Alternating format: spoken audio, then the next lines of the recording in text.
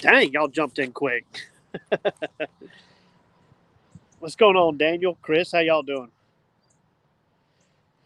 Yeah, I was supposed to go about 2 hours south to uh, to fish that Lake Eufaula, but after the situation that happened at my house last night, I wanted to stay closer to home.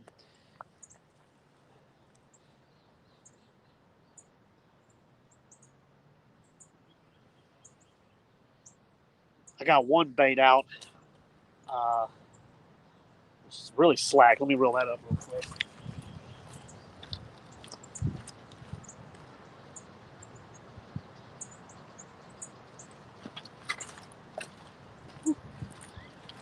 Slippery as all get out over here today. 704. Hopefully it stays.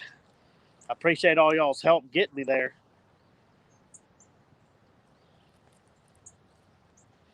The current was a lot higher, and as I was running out here, I was excited because the temperatures rose a little bit and the current was high.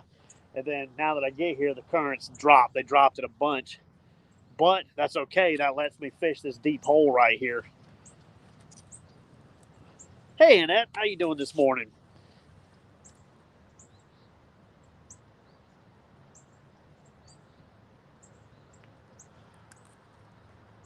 See how that one bait does right now. Here in a second, I'll go ahead. I guess I'll bring a pole over here, get it rigged up.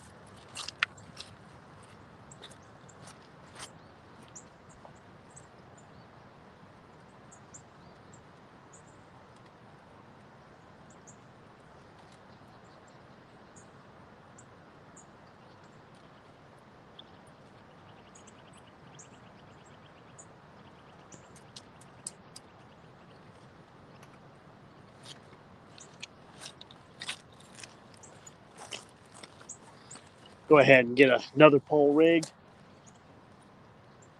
I'm just using the same leaders I used the other day. They were still in really good condition, so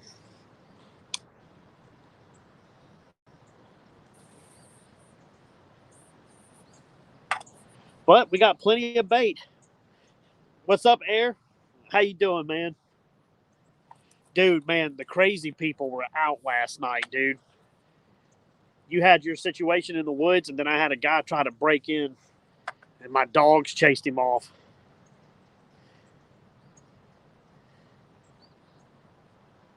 Full moons, man, bring out the nut jobs. Yeah, no chunky paint jobs, man. Not as good as his. I just wanted something simple to make these stand out better at night. What's up, Bug Man?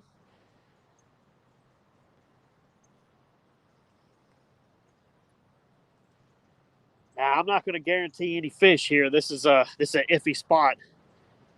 Yeah. Oh yeah. After that, uh, I stayed up another 2 hours. I had my haymaker sitting next to me on the couch. And of course, my dogs were amped up. Then they were both looking around. All three of us couldn't get to sleep till about 2, I would say. Some junkie randomly decided to turn the doorknob on the front door. My dogs love everybody. They will lick you to death. However, at night, they become different animals. And he knew immediately something wasn't right. I'm glad he has his bed next to that door. That's where he sleeps at.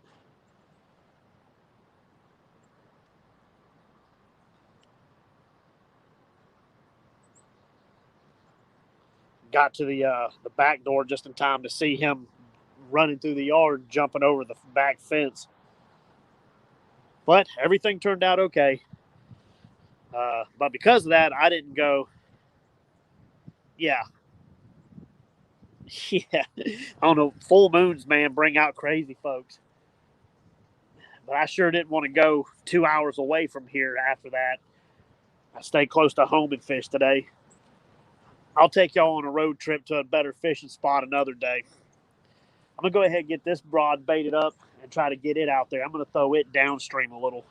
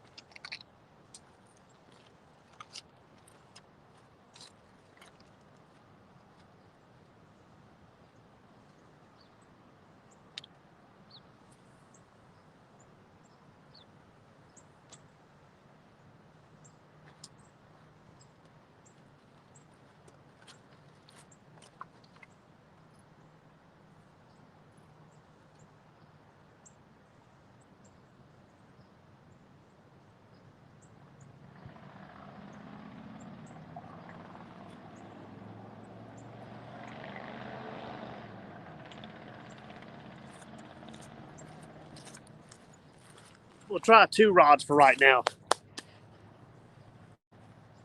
Fishing with Steve Mosley. How you doing, bud? Glad I got a few of y'all on here with me. Yeah. I had the Shockwave.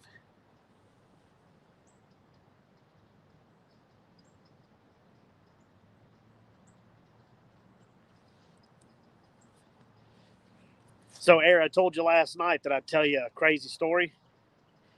So, when I was a kid, me and my buddy were fishing out behind some apartments that are in town. There's a creek that runs behind there, and if you hop the fence, you could catch a bunch of fish. Man, we caught some good catfish, some big bowfin and stuff. So we were fishing out there one night, and we kept getting this weird feeling like we were being watched. And hey, babe, and out of nowhere, about 8 cops come out of the woods on us with dogs, and we could hear people behind us. We looked over the fence. There was like SWAT teams. The cops come up to us and told us we needed to leave because a convict had escaped from the prison and was in the woods somewhere within like a few hundred yards of us. They were searching heavily. Of course, we didn't leave. We're stupid country kids. We ain't leaving. We had a couple of sharp sticks back then, so they left, and we didn't hear nothing for about an hour. And then we heard something creeping up behind us. We turned around just in time to have a doe jump over us and scare the ever living crap out of us. We did pack up then.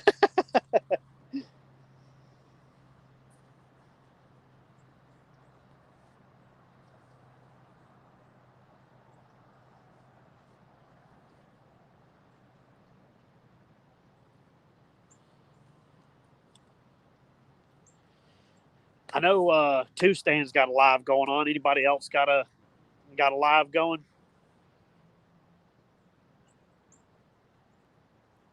If any of y'all are pew pew nuts, then you know what the Shockwave is. Fishing around Chicago with Bill. What's going on, bud? I think that's the first time I've seen you in my chat. How you doing this morning? If you like fishing and stuff, please subscribe to the channel and go to one of my older videos. Leave a comment and a like so the subscription will stay. Oh, we got a fish. Oh, he let it go. Dang, y'all! Did y'all see that? We had a good hit just then.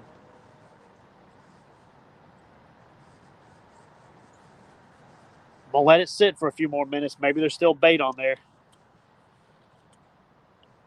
Yeah, I'm lucky I can get to go fishing a good bit. Not everybody gets a chance to do that. But if you like watching people fish, when you can't get out, check into my channel. I'm usually out fishing. I'll be doing a lot more traveling here soon. I'm going to go hit Panama City next weekend. How deep is it? Okay, so we have some rocks right here, and all of the water coming from the dam shoots through here. It's what makes the river so fast. It hits, and it creates like it's not even a whirlpool. It's almost like a inverted whirlpool, and it digs out all of the sediment and rock right there. So all of this is like 4 or 5 foot, and then that right there is like 15. It creates just kind of like a wash basin, and all of our catfish in this area move upstream and stay up in here. This is as far as they can get upstream without the water being high. So sometimes they're hitting, which we already had a hit. That's a good sign. And then sometimes they're lockjaw. With it being warmer today, I may have caught it at the right time. This is probably going to kick out for just a second, y'all. I forgot to put this in do not disturb mode. Hold on 1 second. I always forget that.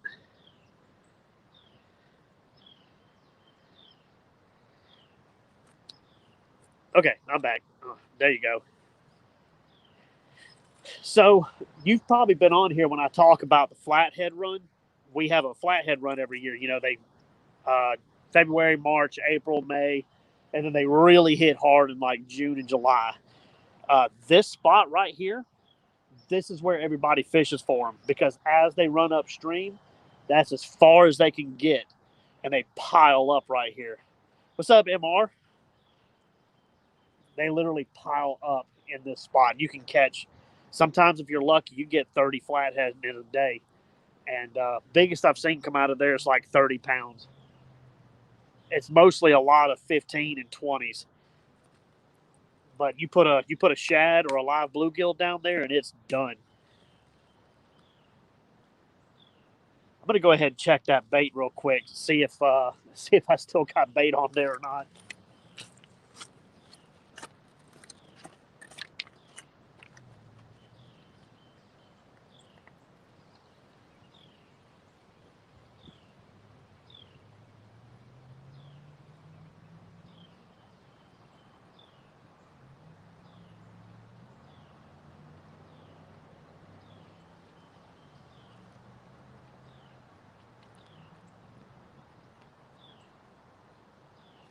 Took the bait.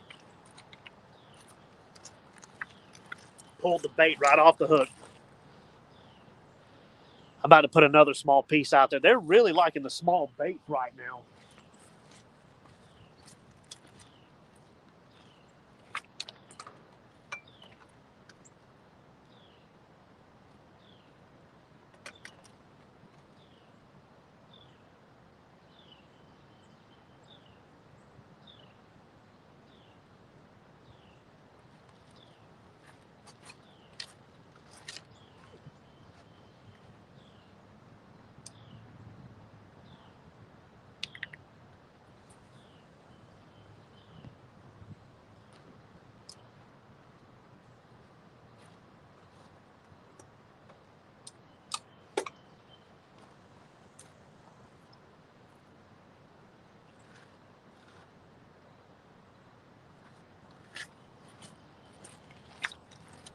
And that was in the channel. That wasn't even in the hole. That was in the channel that's behind the hole. I've still got that 9 ounces of lead on there from yesterday, so it's actually holding pretty well in that little channel. I'm gonna leave it. What's up, Isabella? Or Liza? Sorry. What up, John? Phrasing. Are we not doing phrasing anymore? Was you in here, John, when I had that big hit? That was actually a decent cat.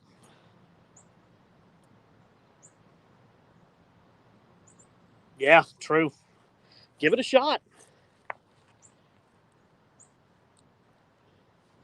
Turn this a little bit more so y'all can see a little bit more of the poles. Here we go. I'll put out a third rod here in a few minutes. That was a really quick hit. I mean, we got a bite within, what, 5 minutes? So maybe that's a good thing. Maybe the fish are running. Bait of choice today is bluegill, so I can't get any shad. My dog chewed up my cast net. I got to go get a new one, even though I hate to pay that kind of money. So I went to my local spot that I can catch a bunch of bluegill, and I caught about 10 or 15 of them. So those are what I'm using today. And I've already had a hit, so that's good. That means that they're actually feeding on them. Oh, yeah, for church. Yeah. That's cool. That pole right there had a pretty good hit a second ago. They actually pulled the bait off of it.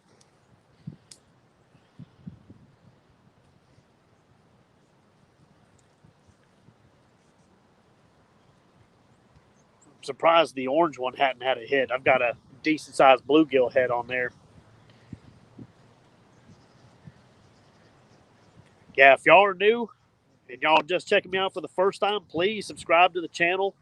Go to one of my older videos real quick and leave a like on it and just say something like, I really like whatever, that way the subscription sticks, and give this live stream a like for me if you don't mind.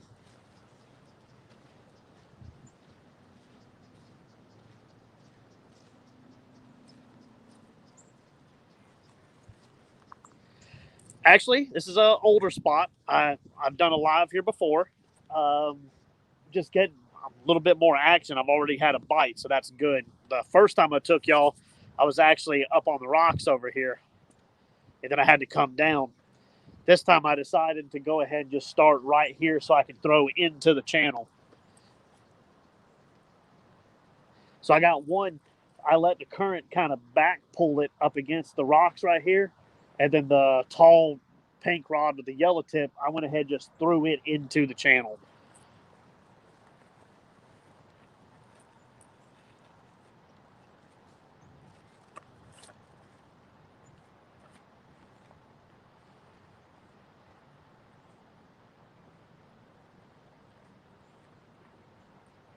Was that a whole bite? Yeah, it was actually a pretty good bite. He bent the rod down pretty good. And they're, even though they're not running right now, there's still a good opportunity to catch a flathead here.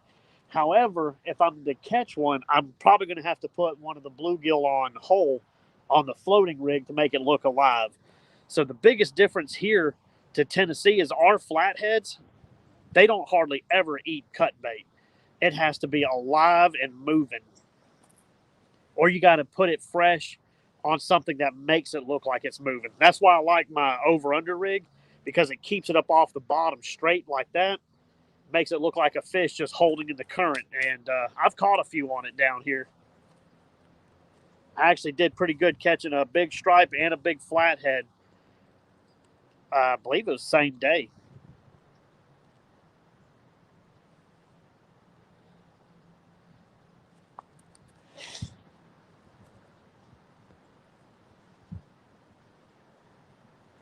If I end up getting more bites out here in the channel, I'll move these rods. I'll cast them further that way.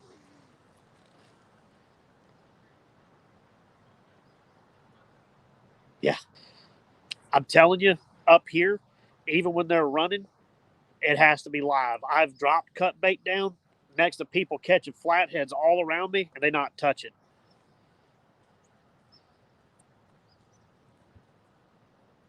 That's one thing that drives me crazy about our flatheads is they are a lot more picky compared to the Tennessee flatheads. I've caught all of my Tennessee flatheads were on cut bait.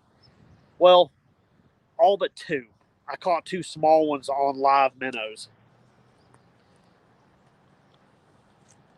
Now, I'll tell you this, though, our flatheads here are a lot more aggressive, too, though. So when they hit something and you feel that bite onto it, if you pull it away from them, you'll feel them chase it. You'll feel it slip, and then you'll feel. I've had them hit 5-6 times before they finally got the bait, especially if you're using a bigger bluegill. Cut shad, yeah. I wish I had shad. That's the bait to use in our area, that and skipjack.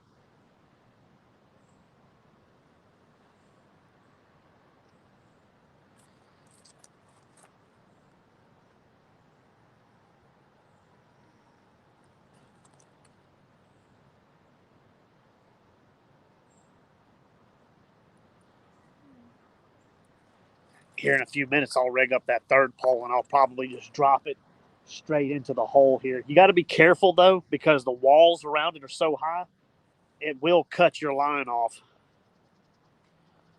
Don't have either. What, don't have shad, what, flatheads?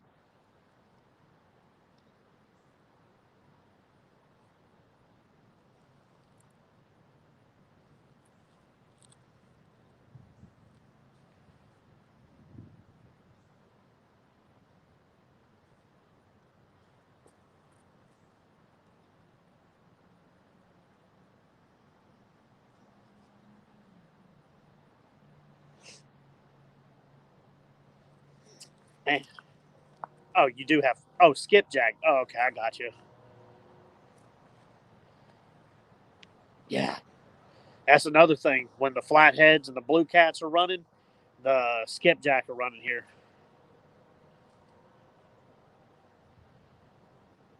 Bait must be caught on hook and line. Well, how do you catch a shad? Oh, well, I seen what Josh on Pig Patrol catch shad with hook and line, but I've never seen anybody else do that.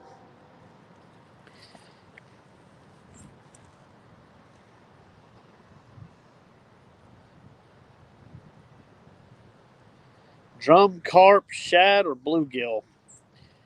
I don't think I've ever used carp for bait, at least not yet.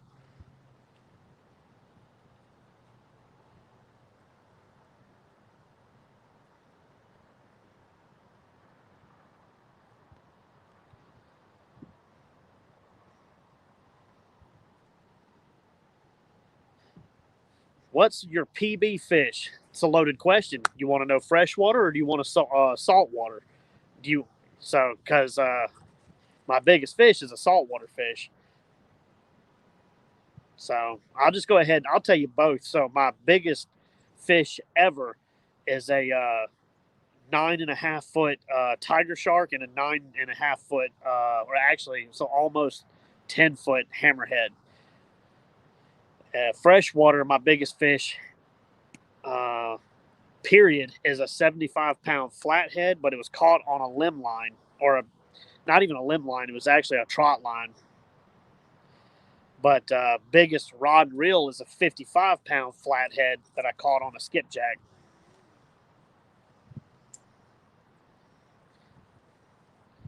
I caught a 44 pound blue cat one day, and then the very next day caught a 55 pound flathead. I had others tell me it was actually probably around 60 pounds, but I didn't get a weight, and I only got a length measurement. I didn't get a girth. So just from the length, they say the average weight was 55 pounds. It's in one of my older videos if you want to check it out. It's not too far back either. It was almost as big around as I was in the chest. I had it laying on my chest in my kayak, and it just kind of like folded over. You know how flatheads got those big fat bellies on them.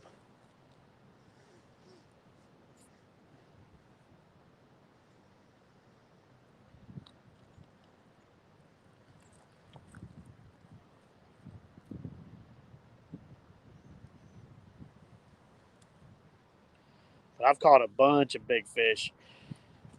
Catfish is about the only species that I haven't caught like a mega fish in. I'm trying my best to get like a 70, 80 pound blue cat or flathead. That's my favorite cat is flatheads. I absolutely love those jokers. They look amazing. They take good pictures and they're just neat. Big old fat heads and little itty bitty bodies comparable. Whereas blue cats are like huge bodies down to a decent sized head.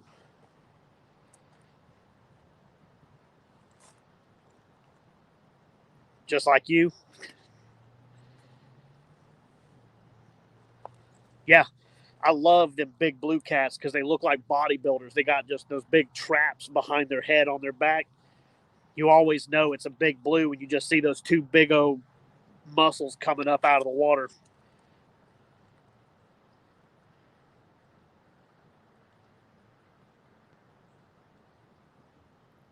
But the picture weighed over 2 pounds.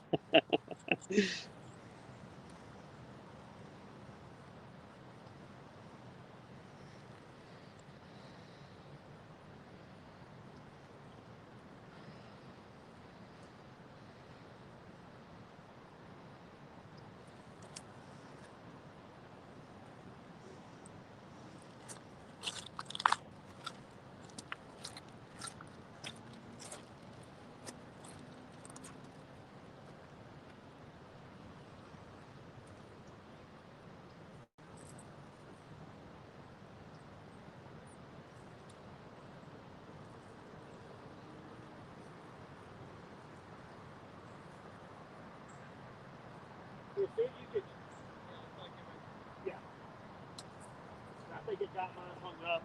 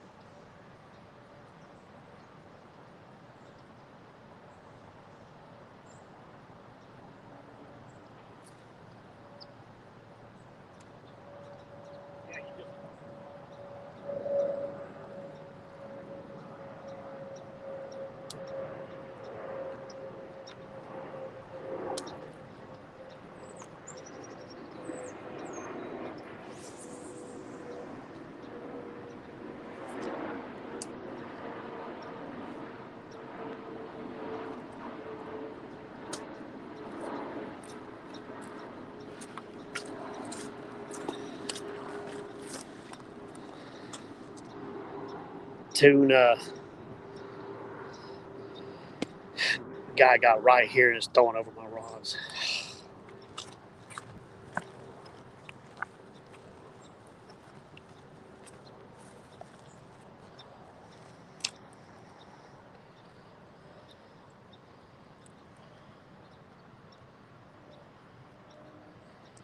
Canes and use the Penn 409s. Yeah, shark fishing is expensive. I love it, but my stuff I had to piece together a little bit at a time. I couldn't just go out and buy it all at once.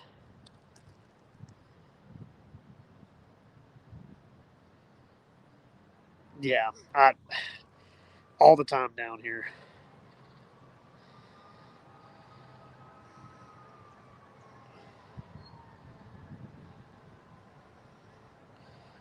Yeah, I miss shark fishing. I don't get to do it like I used to. I wish that 4-aught. That's well, you can't see the one laying down. That was my original first shark rod. Was throwing that Penn 4-aught off the pier.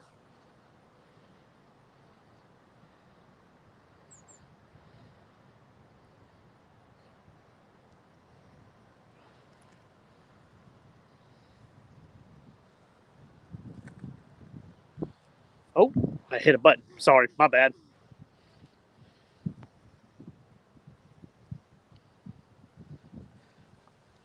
I haven't gotten a bite on that one. I think I'm going to reel it up and put a different piece of bait. That might have been too small.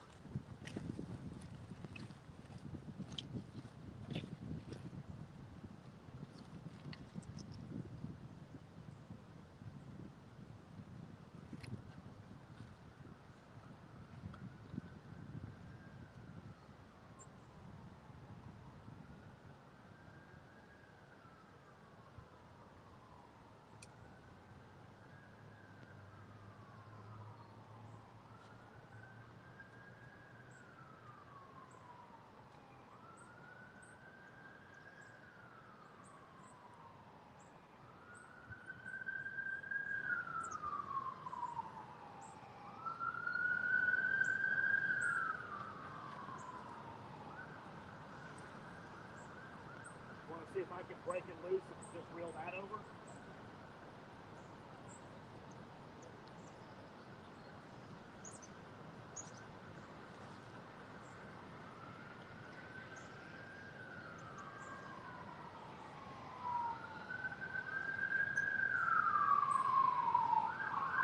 Yeah, I can see if I can get mine broke loose off the bottom. I can reel it so you get down in the water.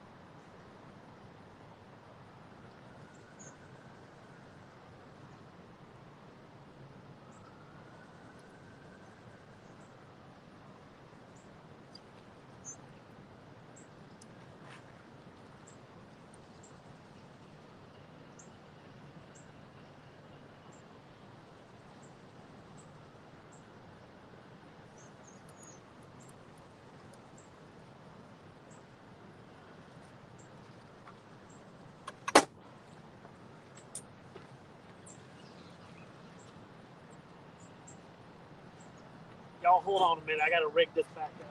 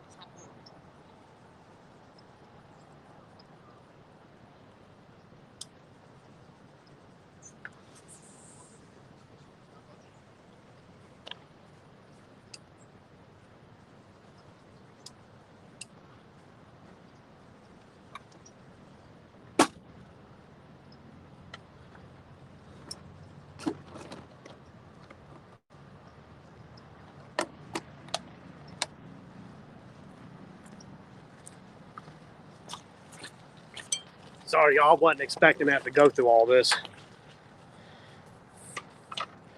Let me get this rig back up real quick. Oh, that's what it is. The little line broke. Here, hold on 1 second.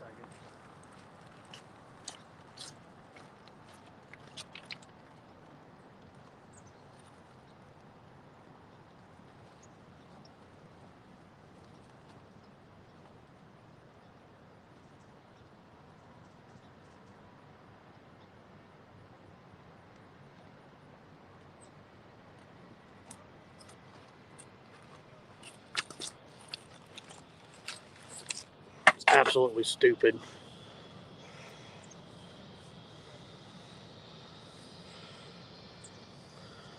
Yeah, right? Oh, tripping. Not when you got people throwing over you constantly.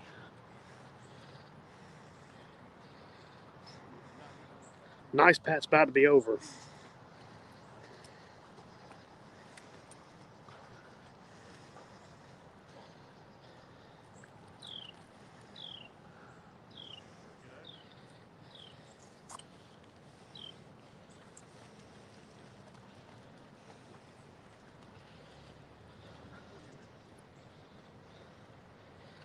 Never fails. I'm the only guy out here.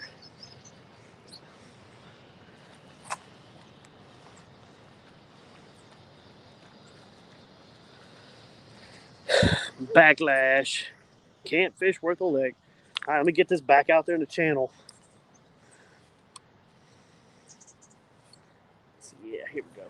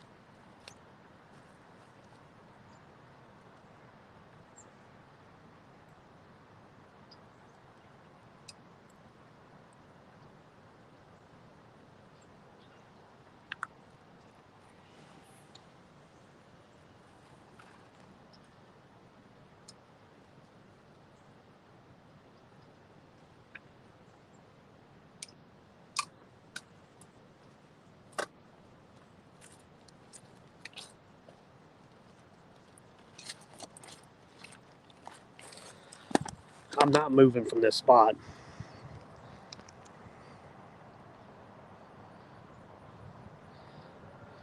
Using my teeth? Yeah, I should stop doing that. I got pliers.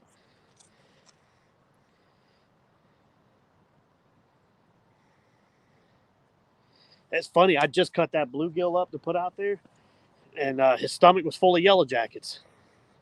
Can you believe that? I've never seen that before. Yeah, go for it. Anybody has a link that they want to drop in, go for it. Yeah. As long as it ain't something crazy, y'all don't have to ask.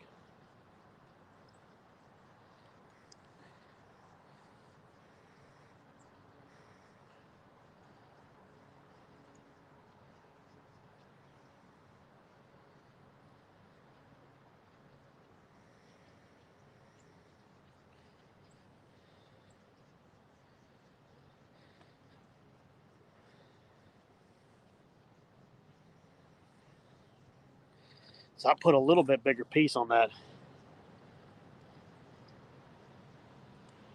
Bees. I think I've seen them, but I don't think I've ever used one.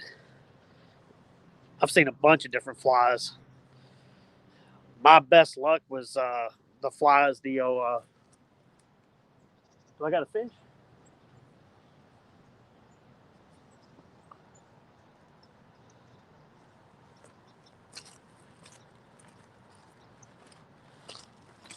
About to lose my mind.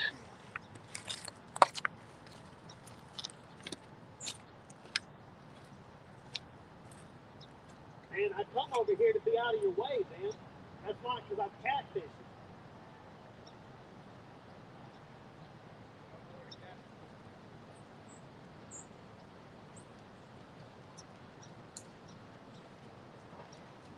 I mean, that's why I'm over here to hit that channel for catfish. I seen you were fishing down there. Straight out. Yeah, straight out. Because the current, it pulls your line backwards.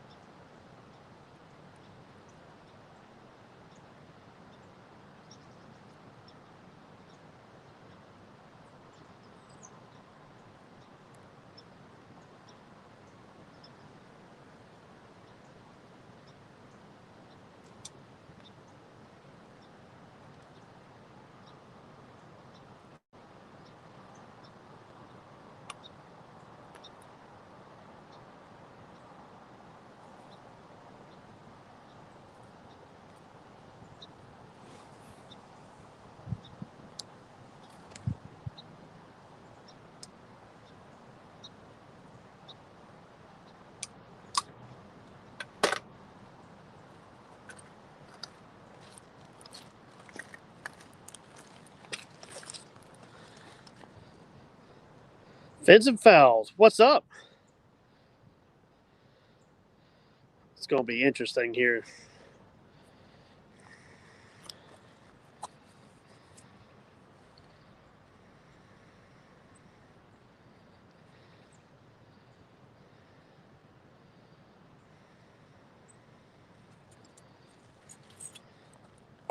Oh, yeah. I'm not backing down.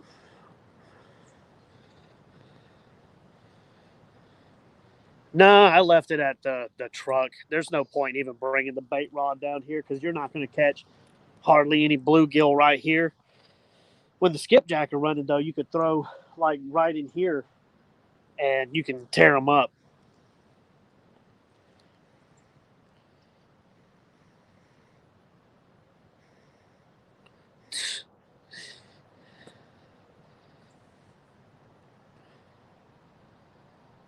Swamp people. I'm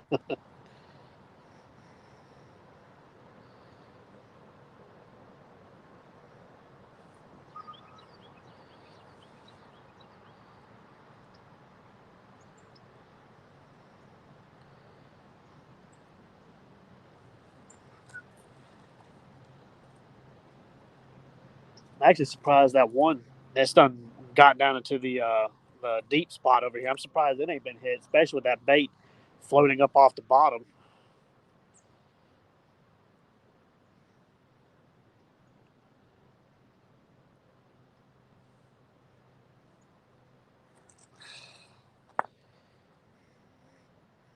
Never fails.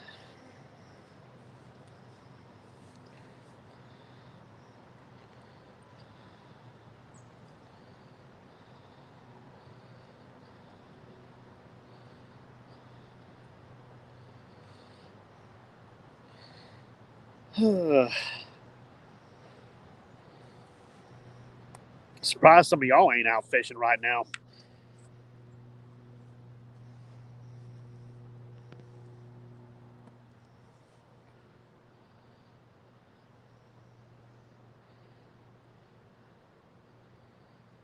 Appreciate it, bud. Sorry you have to see all of this going on right now. It's normally not like that.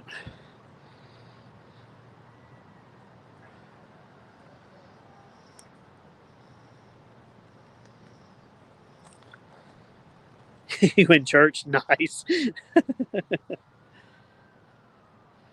Thursday or Friday? Yeah. I would go fishing tomorrow because if it rains, I'm not going to be able to work. But I have way too much stuff to do around the house. Plus, if it does rain and I don't go to work, I'll be mailing all that stuff out tomorrow. I'm going to get it all boxed up tonight. I haven't heard anything from those last 4 people. They haven't said nothing, so I don't know. I'm debating on if I want to wait another week or if I want to just the people who won like those bass lures, if they just get extra. I don't know. I don't know what to do. North Carolina. I need to go fishing up there and see what that's like.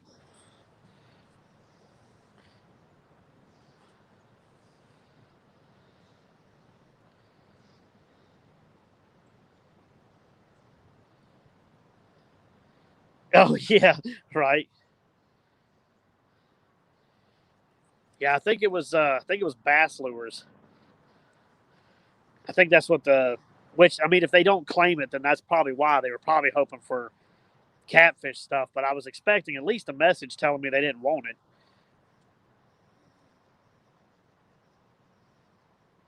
Everybody who won rods, y'all claim that, which I bet.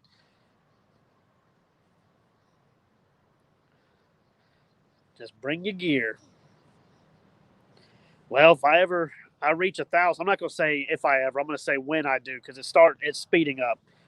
When I reach 1,000, I'll be doing another big giveaway, and it was going to be saltwater gear for my saltwater subscribers, but I don't know. I haven't really heard too much from them. It's probably going to end up being catfish gear. Now the surf fishing reels, like the spinning reels, because I'll give away some of those. Those will be those will probably be saltwater quality. Well, yeah, I know you saltwater fish. I was watching only a minute of it. I didn't get a chance to finish it, but I'll finish it later. Your video on I think how to use a gotcha. Believe it or not, I actually use gotchas out here at the river. We catch stripes and skipjack on them. Buddy showed me that. He took one out of my saltwater bag and he threw it out here, and I thought he was just going to get hung up. And he started wearing out the stripes and skipjack, so we all put one on. We're the only ones in the area catching fish because we were using the silver with the red head, not with the feather back, just the steel and the lead head with the 2 trebles.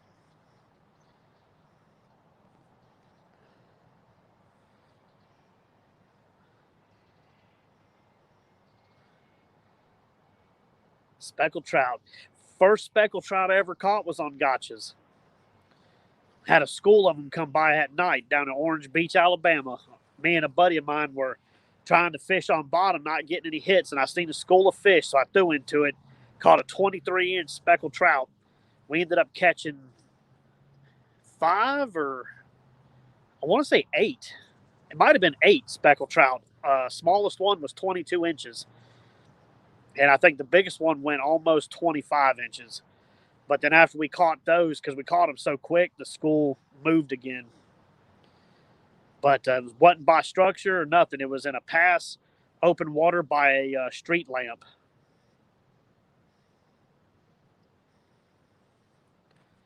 That's one of my favorite to eat is the most speckled trout.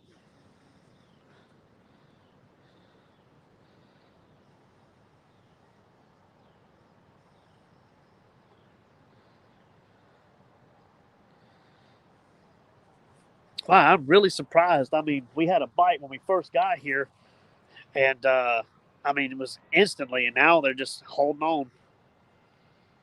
36 inches. That is a massive speckled trout. Yeah, I want to say my biggest was probably around 4, maybe 5. I lost one that would have been a super giant. I'm not even going to throw weights at you because you'll probably think I'm a liar, but my boy Alan was with me and his dad. We were in a boat together, and it was huge, and it jumped over the net on a popping cork with a live shrimp. Hi, bud.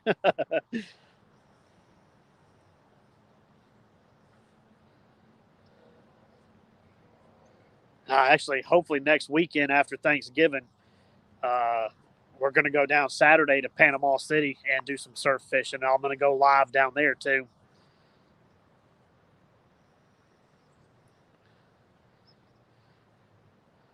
Michael Williams, what's going on? I had one good bite when I first got here, and then it slowed down. And he bent the rod over pretty good. It was a decent fish, but he pulled the bait right off the hook.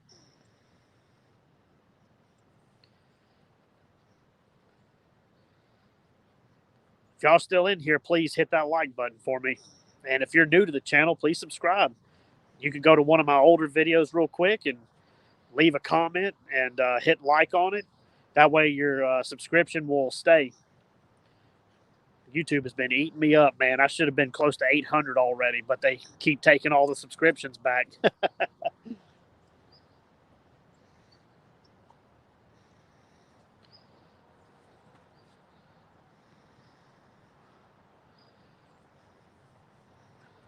Need to figure out a better way to get in this camera without blocking y'all so y'all can see the water too. Yeah, right. Yeah, I don't know what's up with that. I mean, I know what's up with it. Those people that are cheating, paying for subscribers. It wouldn't be that way if people didn't do that kind of stuff.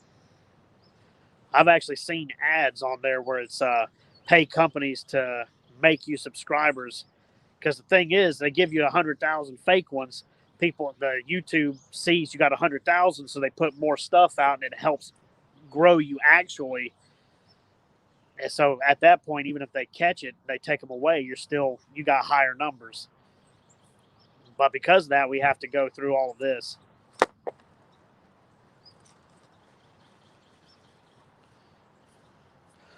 Oh, spider, get out of here. The spider on the screen. I don't know where he come from. Oh, Mike talking about spiders. Now they're popping up everywhere.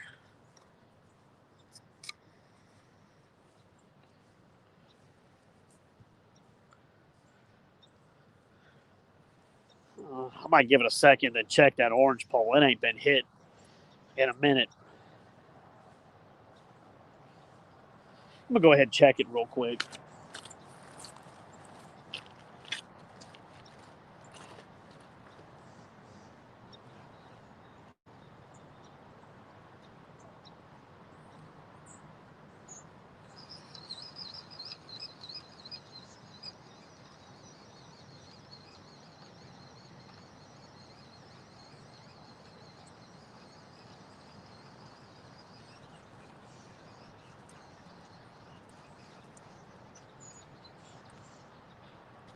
That's why at some point I had a hit and didn't even realize it.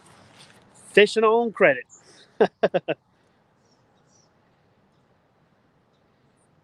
Yeah, I know. It's ridiculous. I don't know what to do about that.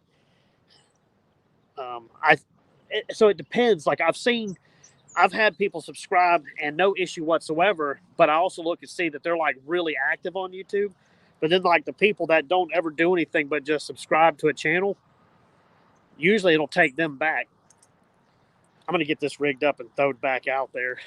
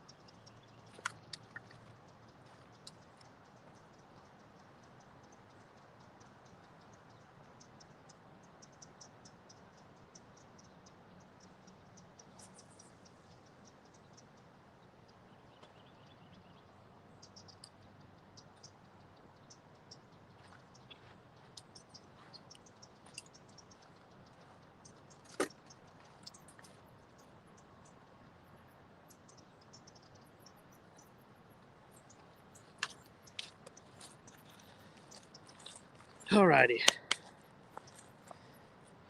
Yeah, sorry about that, you guys. I was trying to be polite and not cause an issue, but he hung my stuff again. He was literally fishing way down there away from me, and I picked this spot, so I was nowhere near him. And he's going to come all the way over here on purpose, look at my stuff, and throw over my stuff on purpose. It's I don't know why a lot of people around here do that. It's a territorial thing. Like they're going to mark their territory, like make me move. And I'm 200 yards away from where he was fishing at. Well, 100 yards, not 200, but 200, 100 yards. But they're going to be cussing and stuff under his breath about hanging my stuff. And I'm not backing down. Y'all see the nice Pat, but I'm kind of crazy too. I'm not moving. I picked this spot on purpose to be out of his way. He's gonna throw over me over and over and over again. And I'm gonna keep throwing back in the same spot. I'm glad he finally left because it was getting my stuff hung up and it was starting to make me mad. I didn't want to see y'all see me getting crazy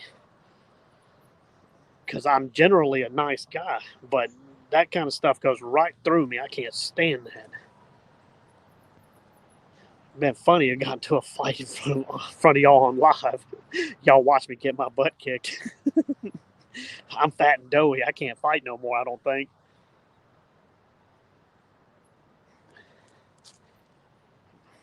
They're going to leave in a huff like I'm done something wrong. Like I was out of your way over here and you're throwing over me on purpose and going to get mad about it. Man, that's stupid. That's why I had to say something. You're gonna hang me again and gonna start cussing. Like, dude, I'm fishing this spot. I picked this spot for the catfish. Plus, it was away from you. And you're throwing over me.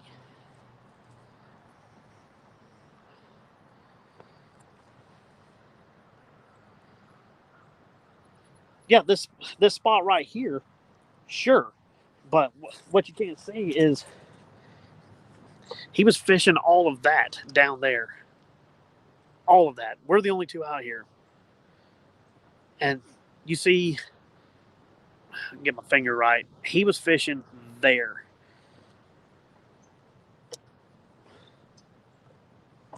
And come all the way here to right there. Didn't stop to fish anywhere else. So, tell me what's that about?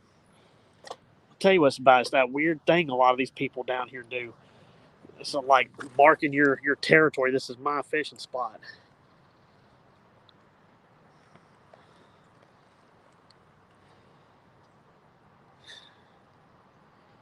Once again, I try to be a nice guy, not cause trouble.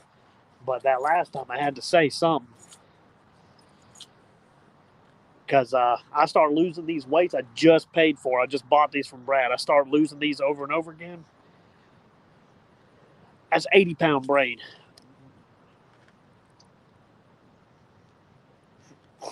What's up, Big Mike? Oh, nothing.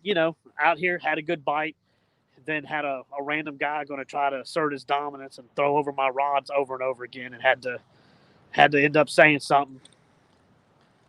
So you missed that. I was nice the first two times. The second time, I finally said something, and he looked like he was going to get iffy, but then he changed his mind. Yeah, right. If I can't beat you fist fighting, I'm gonna throw a rock at you. I'll step on your toes. I'll bite. I'll bite your eyebrow. I don't care. Hopefully, it don't get to that because I don't like that kind of stuff. But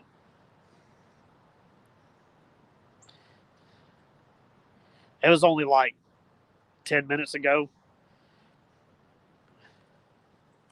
He was fishing like what I just told them. He was fishing 100 yards downstream. I get set up. He looks over at me twice, then packs up and comes all the way down here and gets on the rocks right there, and then throws over me 3 times, trying to say it's his spot. Yeah, right. One good thing I ain't got to worry about. They can't pull my hair. They might get an ear, but they ain't going to get the hair. I guess you can grab the mustache if you get a good enough grip.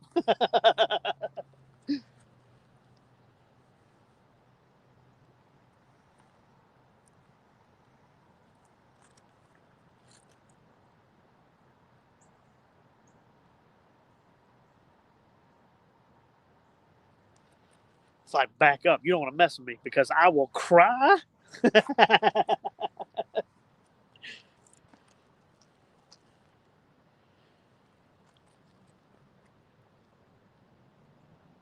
Right? Dude, I had mine on me last night after that dude tried to break in. Dude going to turn the doorknob, see if my door was unlocked, and my dog went crazy. I had the shockwave. I come out that back door just in time to see him dive over the neighbor's fence. My dogs ain't giant, but they ain't little either. They're both 80 pounds. You wanna play? They can play. They caught me off guard and knocked me down for the first time yesterday. So if they want to get mean, they can. But if I let you in the house during the daytime or something, they're big babies. The only time they'll bite you is if you got gravy on your finger.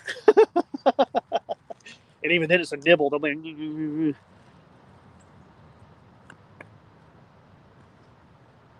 I hate it. We missed that one big fish. That was a good hit. That was a lot better hit in this area than what I'm used to.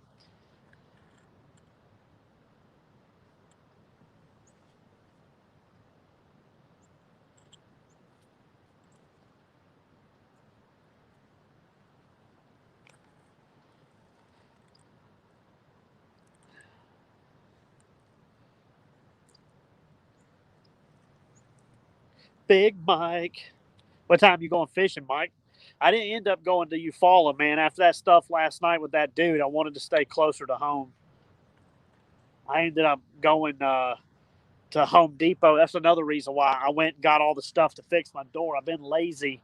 I've been needing to replace the deadbolt because we didn't have a key to it. And it was one with the lock on the key on the inside, key on the outside. And so you couldn't use it. After that crap, I went and got freaking sure enough, you know, bank vault daggum titanium alloy deadbolts. And I put the long screws into them and the kick plate on the door. So they're going to have to take the whole door frame down, and it's a steel door.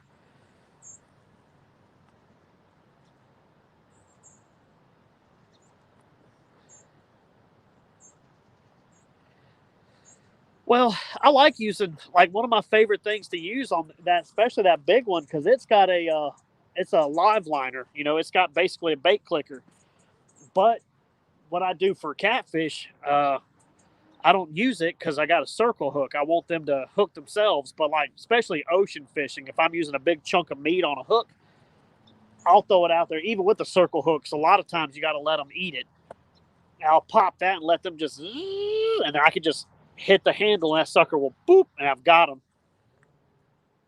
But a lot of my bass gear, I won't hardly buy bass reels anymore unless they've got clickers on them, because there's so many situations where I've used them and they've come in handy.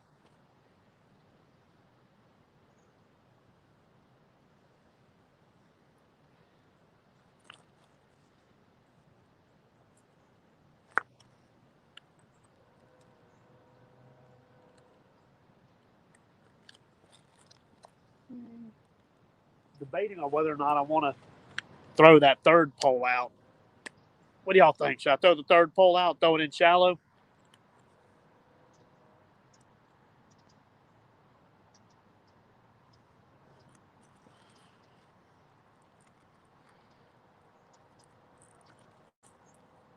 Yeah, this spot right here.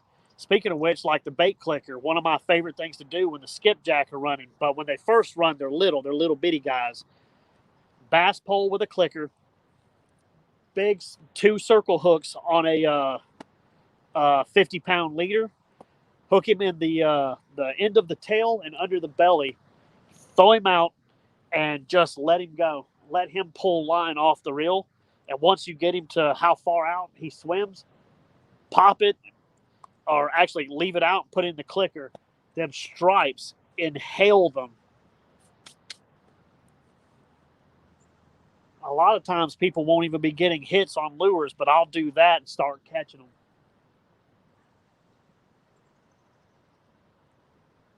Yeah, I'll go ahead. I'll get that other one ready and I'll throw it in the shallow.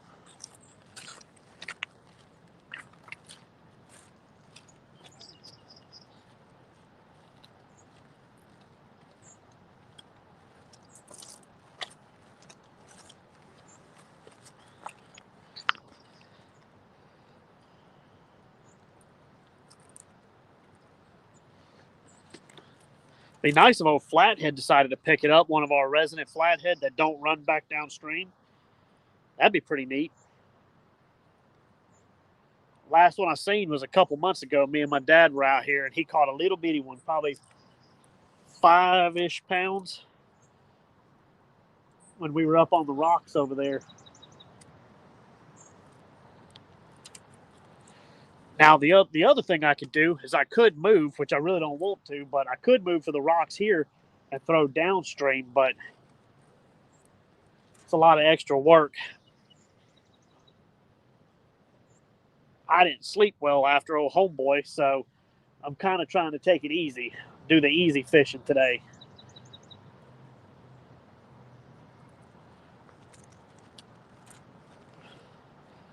Oh, yeah. That 15-pounder I got on live the other day was in the shallow side. I threw it all the way across and got it on the sandbar.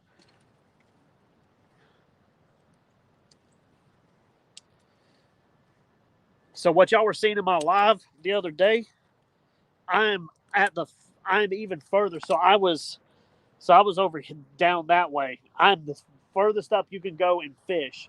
Any further than that is too shallow because the water is just coming right down the rocks from the dam. This is the first actual like hole, and this is where the catfish can go as far as they can. Like they can't go up any further. When the water rises, they can go up, but as it goes back down, they can't stay up there. It's too shallow. They have to come back down or die.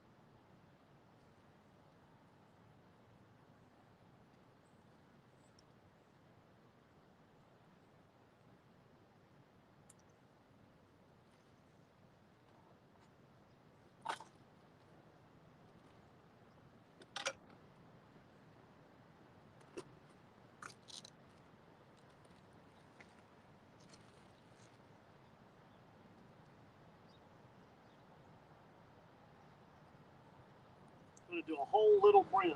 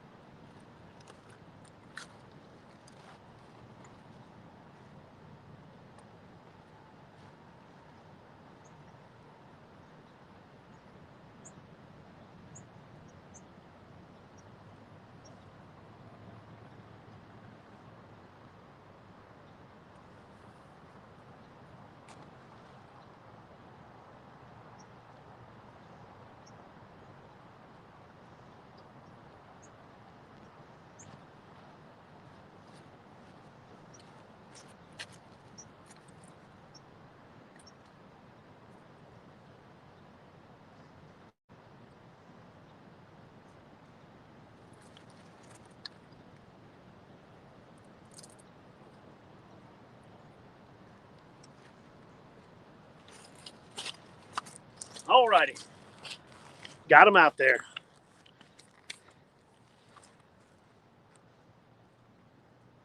Of course, I'll give it probably 10 more minutes and I'll go ahead and rebait these other two.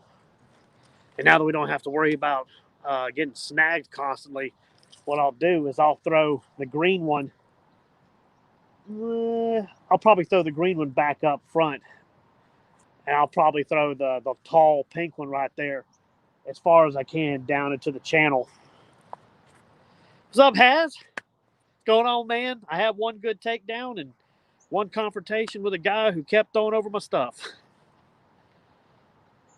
I was throwing it shallow, Mike. That was the whole point, throwing it in shallow.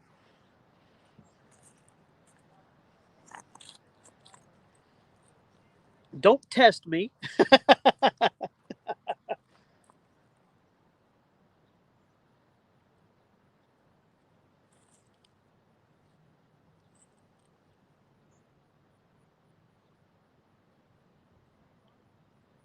I tell you, if I really wanted to throw that thing a long ways, if there was like a sandy spot and I wouldn't have to worry about the hook getting caught, I'd do a knocker rig. Just put the weight directly on the hook. Jesus, dude, that 4/0 will throw like nobody's biz. But it'll also backlash like nobody's biz. It has no brakes.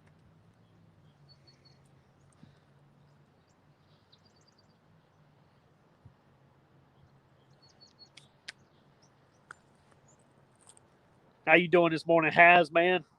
I liked that stream yesterday, dog. I wasn't catching nothing down here, so I ended my stream and just same setup. I just had your stream going on my phone while I was fishing.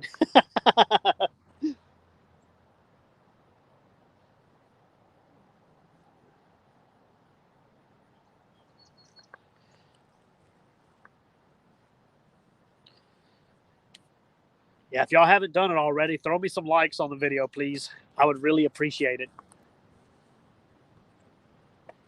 It'll tell YouTube that y'all like me, even though you don't.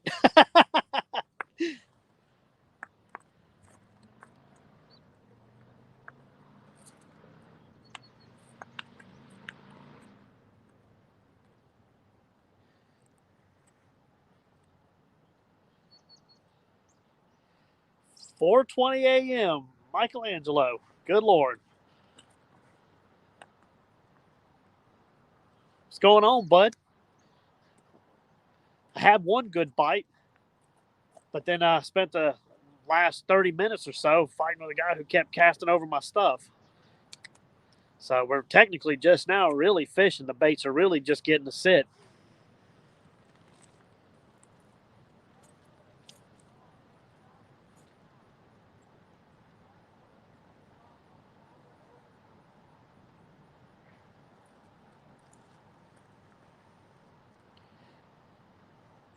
Hair care tips. Oh boy, I need to watch that. I need all of those I can get. Man.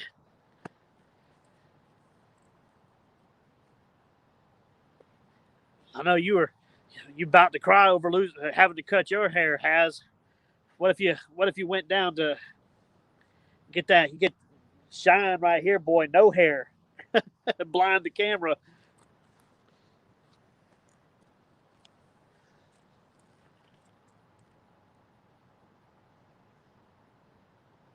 Really?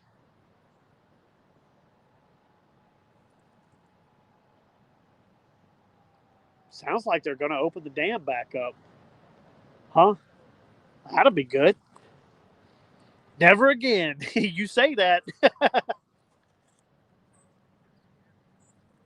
Huh? The first dam's going to release water. That means in a few minutes the second dam's going to release. Heck yeah. You'll probably hear the siren. We'll probably end up having to move everything back, but that means all the fish that are in here, they ought to start biting even better. That'll be good.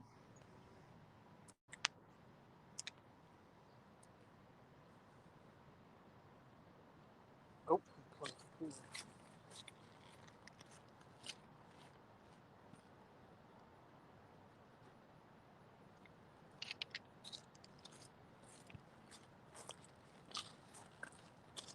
It'll be hectic for a second, but once I get everything moved back and they raise the water how they want to, I still got a ton of bait. I ain't hardly used any of it. We'll be in good shape.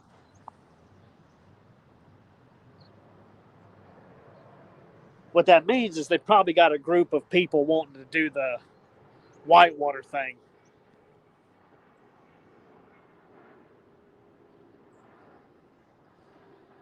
Yeah, if y'all like watching fishing and you've seen some of my stuff and you like it, subscribe to me. I do a bunch of different kinds of fishing. 90% of it's catfishing. The rest of it is split between bass and saltwater.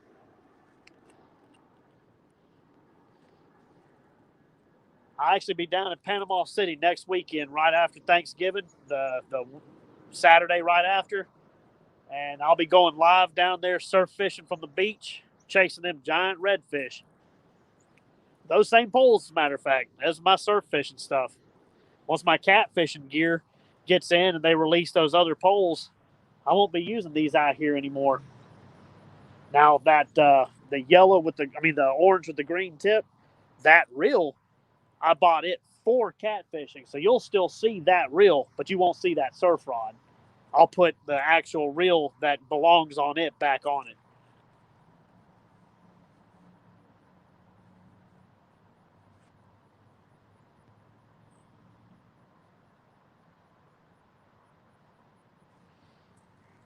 I gotta slowly get some more of y'all's merch.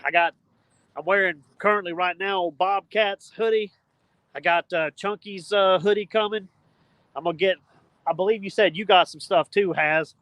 I'll slowly get little trinkets. So in each of my videos, I'll be wearing some of y'all's stuff, try to help support my fellow YouTubers. It won't be but a few dollars at a time, but anything helps. Yeah, appreciate it, John. You got a fish up there that I've been wanting to catch my whole life, man. I want to go catch a muskie. I've got muskie setups. That's what I use to catch my giant bass. So that's what I need to do. I want to go catch a big muskie. I want to go to Alaska, another bucket fish, and go catch a giant halibut. Uh-oh, uh-oh, uh-oh, uh-oh. We getting a bite? We getting a fish? We getting a fish? See my line slack. Give it a second. See if he actually wants it. Hopefully he comes back. I got shirts and I think some hoodies right now we do through Vistaprint. We used to have an online store, but we had to shut it down because of COVID.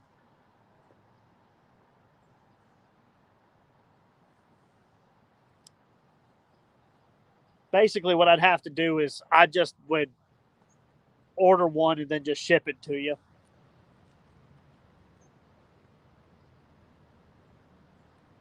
I'm going to reel up my slack and see if he's still there.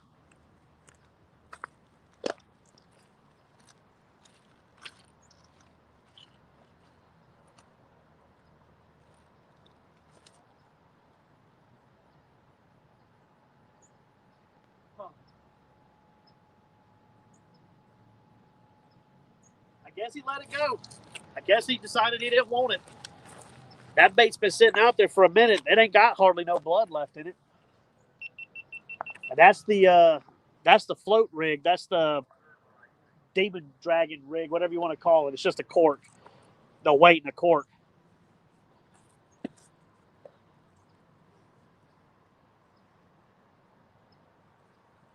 If I get to where there's a bunch of people asking about the shirts and hoodies and stuff, I might have to ask y'all to pay to get it. But you know, like if you want one, Has just message me or whatever. We'll see about getting one made. It takes about a week or two to get them printed up.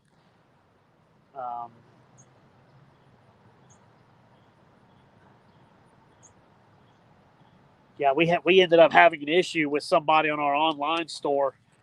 Ordered something because we had like some stuff that you could get from like all different places, basically like drop shipping. But guy decided to order something, and it was right during the middle of all this slow down shipping and everything. And he claims he never got it. But we said we have the shipping stuff. We see that he just didn't pick it up. So they ended up shipping it back.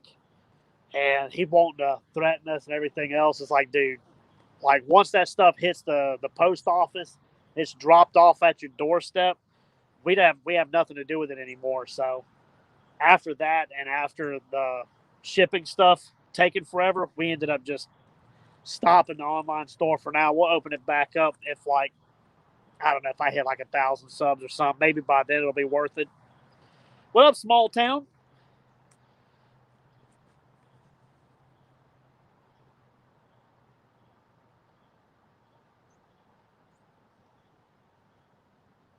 Water should be rising in a second. They went ahead and blew the second horn.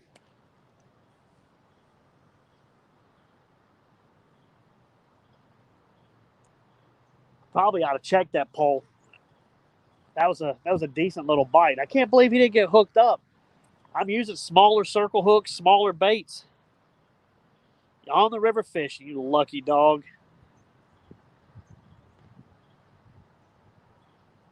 I'd much rather be fishing the Tennessee River right now than I would be here. Our river's good seasonally. I tell you, I want to go try all these rivers and stuff that y'all all on. Like, I want to go fish the Potomac. That'd be cool.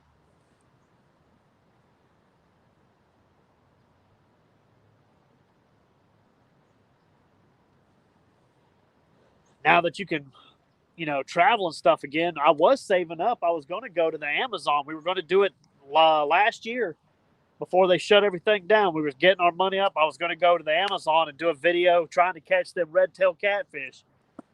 But, then shutdowns and all that kind of stuff happened. And then money got real tight. You know how it is. But I plan on doing it again. The Tallapoosa River. I know y'all hear that siren. I wonder how much they're going to raise it, though. I hope they only raise it a couple of feet.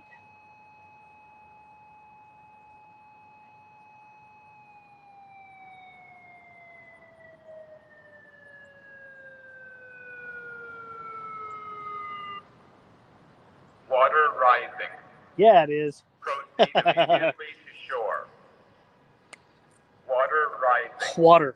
Water rising. Proceed immediately to shore. Dude got a lisp on the intercom. Water. Uh-oh. He come back for it.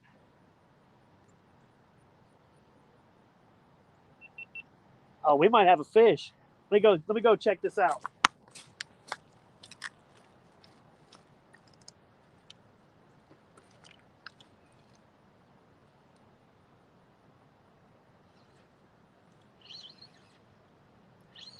We got him.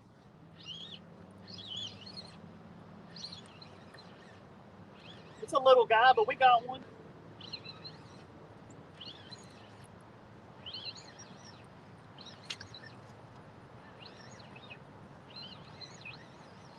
Heck yeah.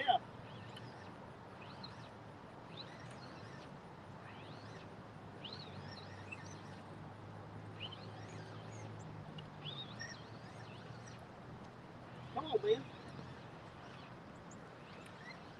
Oh, that's why he feels big. He's being pulled sideways.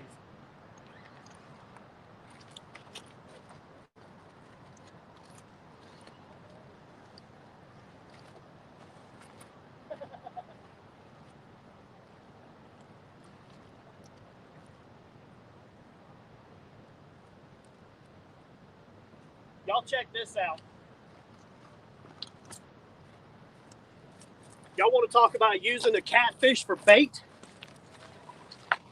Look at how this little guy got hooked. Look at this, right? Look at this. I ought to just throw him back out for flatheads. Oh, little blue. Sorry, man. Sorry, that's your fault. You rolled.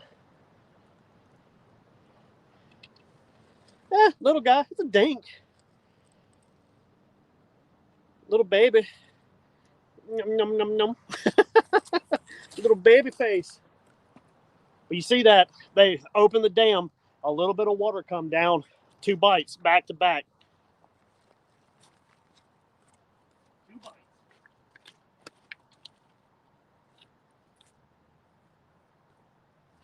Sorry about this, little guy.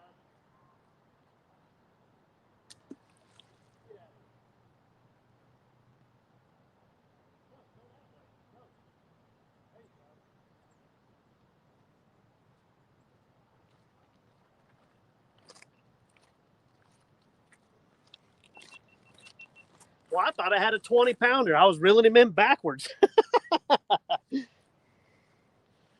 Yeah, Yeah, I could have thrown him back out for flatheads, man. It was hung perfectly in the back, too. Poor guy. Tried to roll up on my bait and got hung. I'm going to go ahead and get that one rigged back up and put back out there. Now that they're letting water out, the bite should kick up.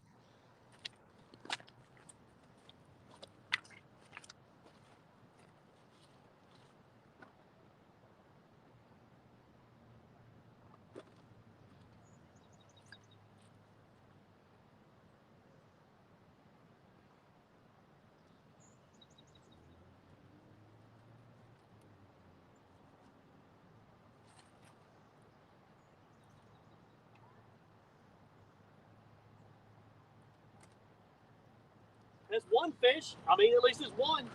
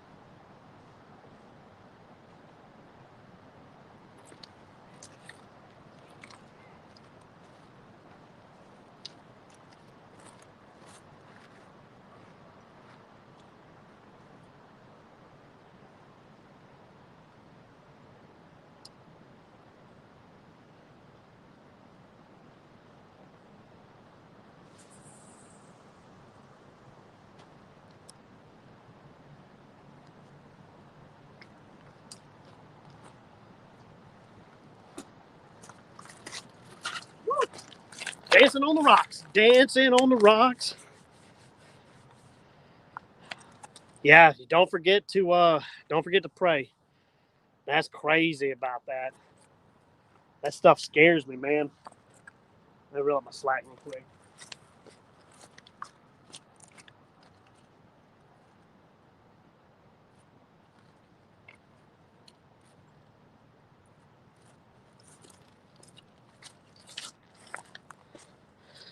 Not skunked today, boy. It might be a dink fest today, but with the luck I've been having, I'll take it.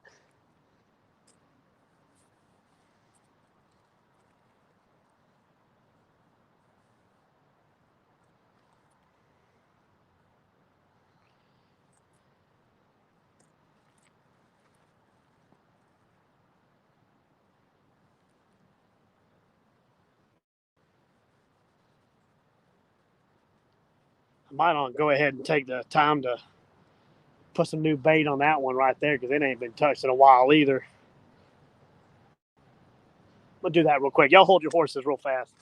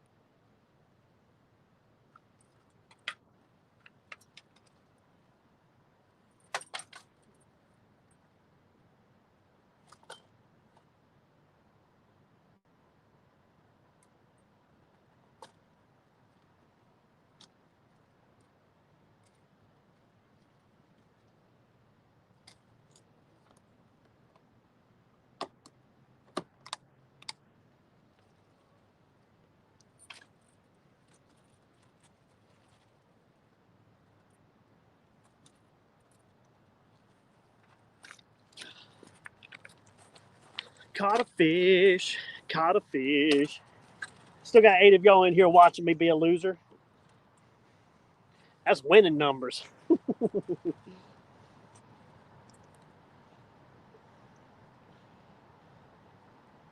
I ain't seen the water rise too much yet.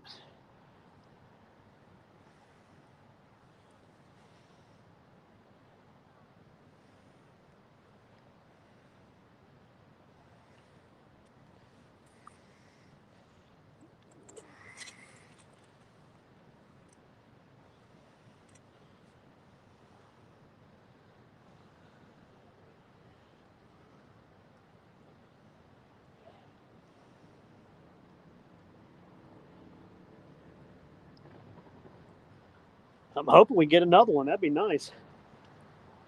I've had more hits today than I have in a long time.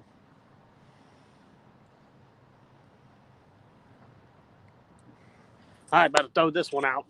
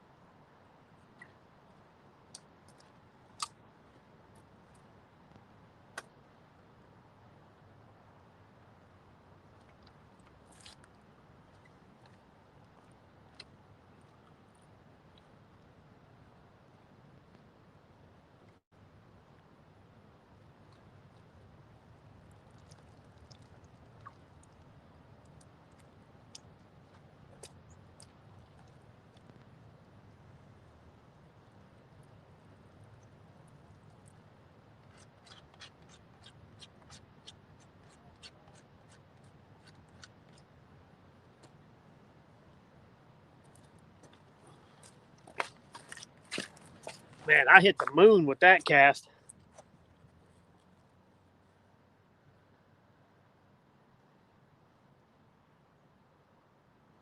Almost threw it too far. Almost put it into the rocks.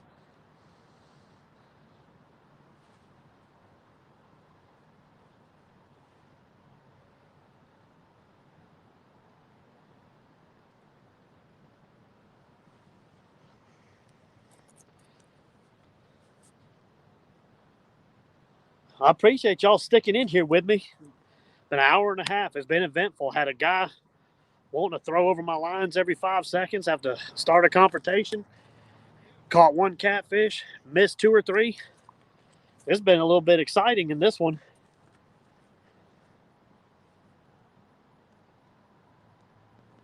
I actually got some bites today. I told you something. It's either feast or famine up here at this hole. They're either here or they're not.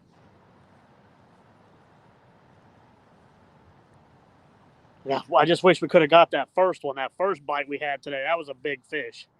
That would have been probably 15, maybe 20 pounds. He had that surf rod bent over pretty good.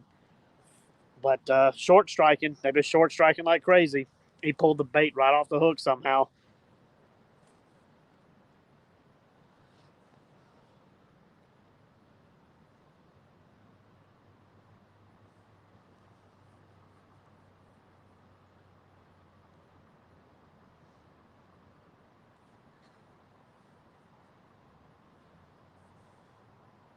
Got fresh baits out too, boy.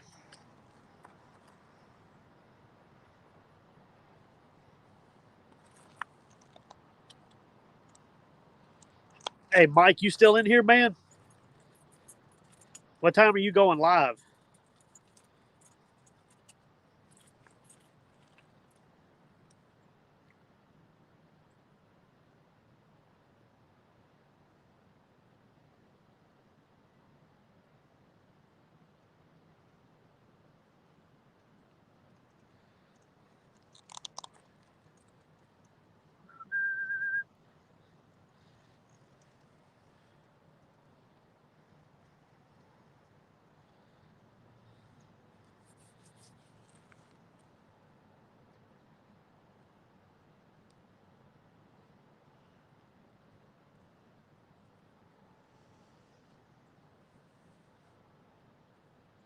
I wonder if they're actually going to raise the water. They set the alarms off. That couldn't have been it. Just a little bit of water come through.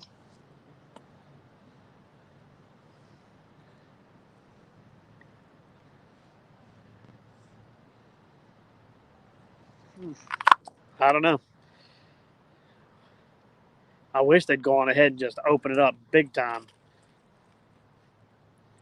Because I'll gladly start this live back over down from my favorite spot to fish if they have the water going hard.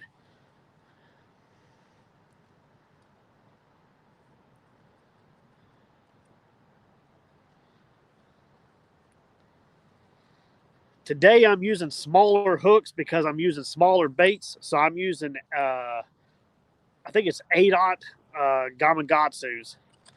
The, oh God, what's that? I think it's called the Octopus Circle. I think is what they said. I've had them for a while. I use them for redfish.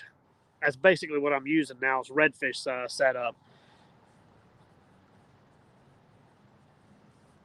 Normally, I use a giant Demon Perfect circles, the 11-aughts and the 12-aughts, because our channel cats are big enough. I usually catch them on those too.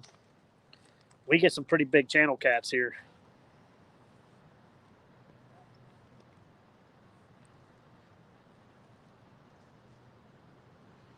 But today is smaller hooks.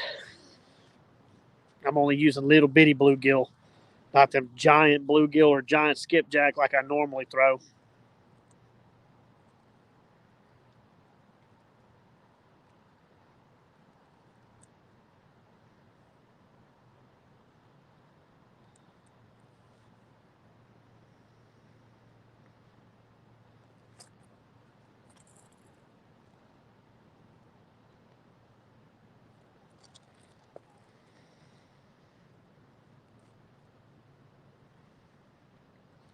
If they get really, really finicky, I'll go all the way down to a 5-aught.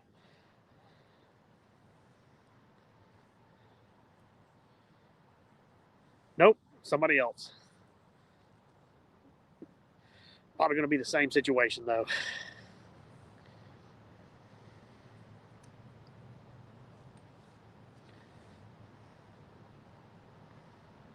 I have to set up the battery and the power. So what I'm going to do so my cart don't get flipped when I get a bite is I'm going to take the battery out, bring it over here, and I'm going to put rocks in the cart. Right? Probably.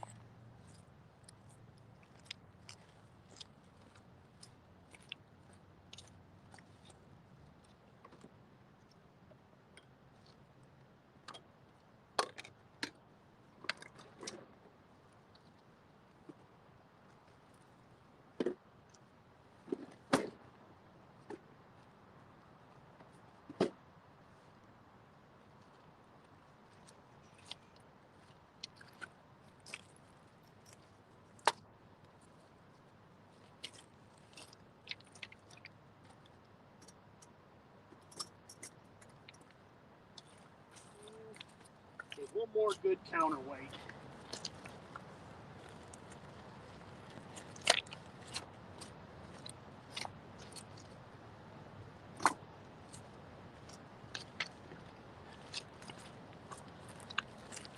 It still may not be enough weight.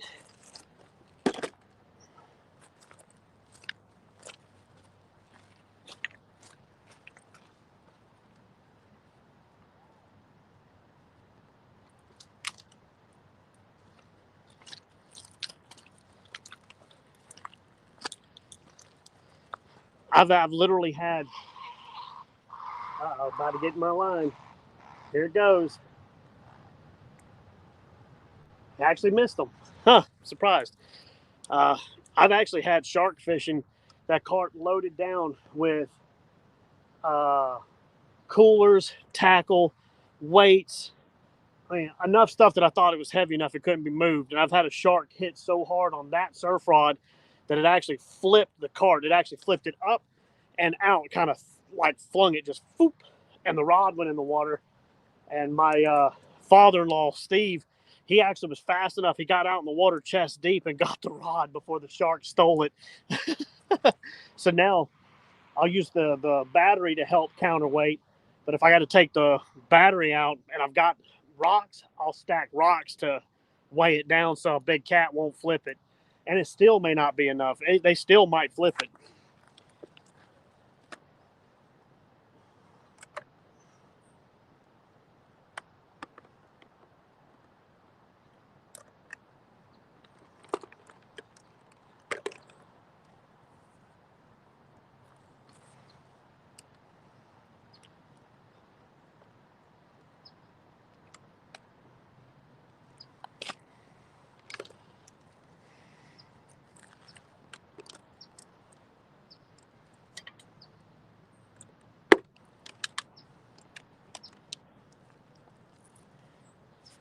Y'all know if Mike's supposed to be going live here soon? If he goes live, I'll probably end up ending this because I don't want to compete. You know what I mean?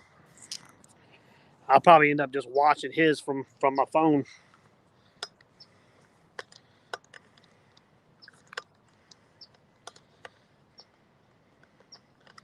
At least I know he'll catch a big fish. Here, it's questionable. Boom. All right, we got power back.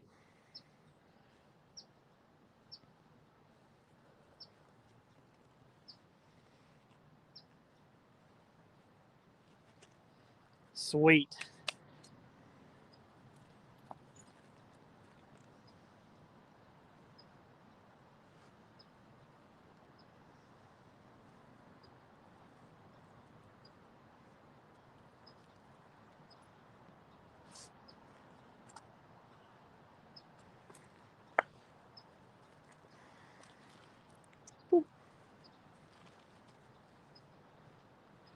I'd love to get a little flathead for y'all.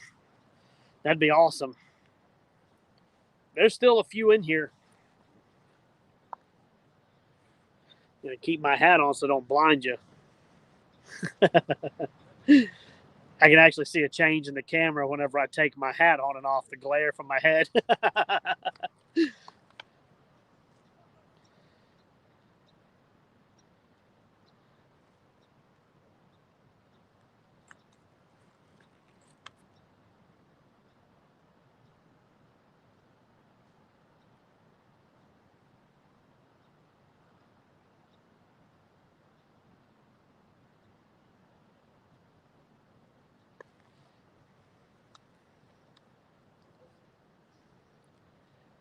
I guess they weren't really going to raise the water. I don't know why they set the alarm off if they're not going to raise it. It don't make no sense.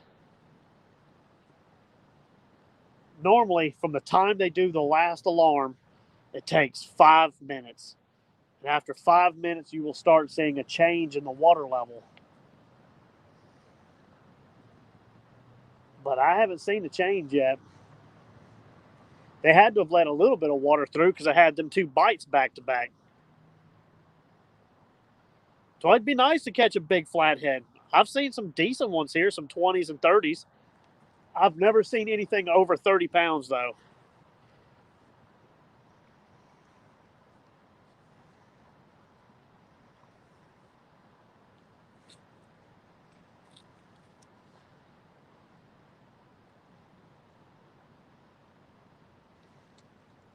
If I was to catch one 40 pounds, it'd probably go in the newspaper. As a matter of fact,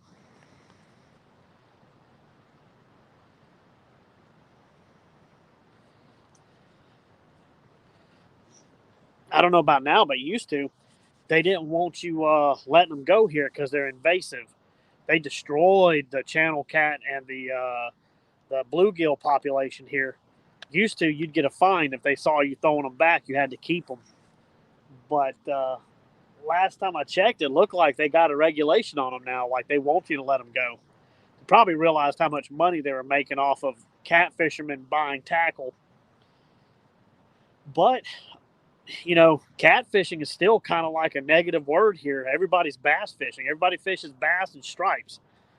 I'm about the only guy I see down here who truly catfishes. And then because of it, everybody knows me. They may not know my name, but they see me coming with that cart. They know. Or even days when I don't have the cart.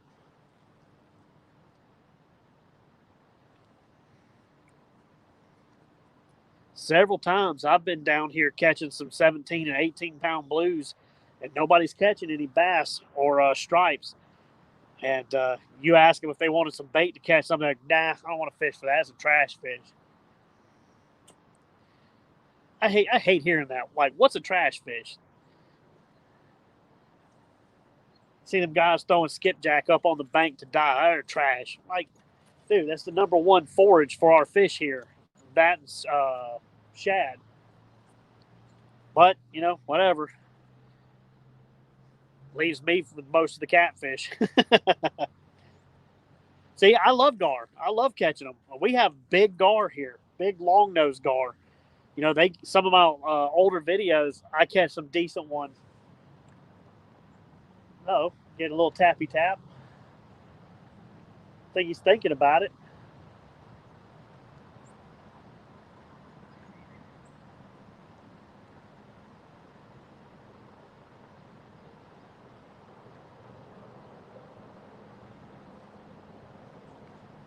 He's playing with it. Huh. See, I love catching gar. I'll either throw the gar lure and, catch them that way, but I still like setting the hook on them. So I'll get my spinning rod with the live liner, or I'll loosen the cap up and let them run with a piece of cut bait and try to catch them on like a short, stout hook. So I can't tell if that's a fish, or I wonder if maybe now they're letting water loose and it's moving. The current's moving it.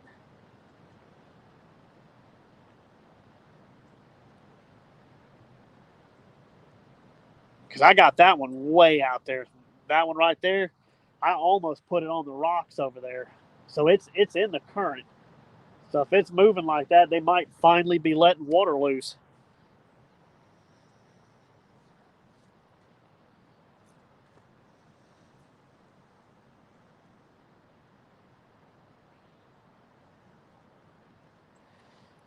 Well, I want to thank y'all for being in here. It's I was talking to Big Mike the other night. It's basically a race to 1,000 now because thanks to y'all, I'm growing so quick. I've had more growth this last 6 months than I have my first 2 years on here. I started off doing catfish, bass, and other stuff, and it's like, those avenues didn't really pan out. My bass videos and stuff, they don't really do too good. It's the catfish and the saltwater videos that really do the best.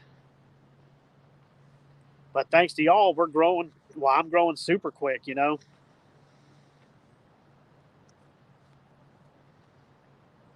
I think it is a fish. So we don't normally have problems with turtles here in this part of the river because the water's so fast. Now you go down past the bridge and they become an issue.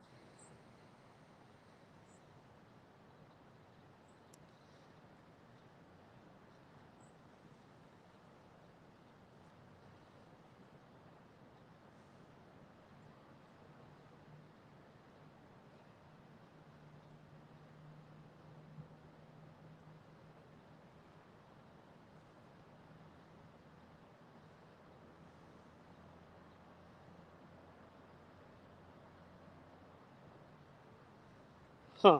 Guess he don't want it. Normally, if you catch a turtle here, it's one of those massive 150-pound alligator snapping turtles. And you can't do anything to them. You got to let them go. And it's an endangered species, so you got to let them live. When I was a kid, you could eat them. You could keep them and eat them. And I've had some before. I don't remember how it tastes, but I remember I had some.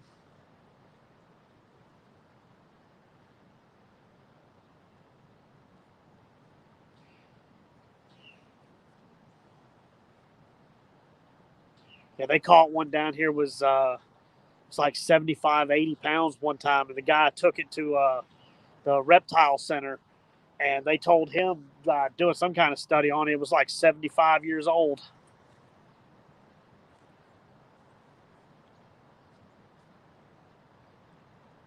He's messing with it. I think it is a fish picking at it. But just let him mess with it until he's serious about taking it.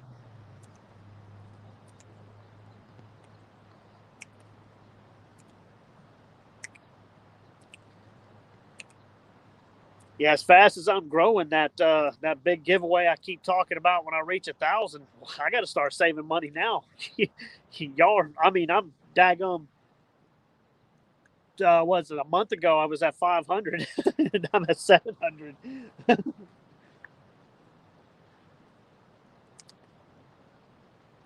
Come on, man, do it, get it, get it.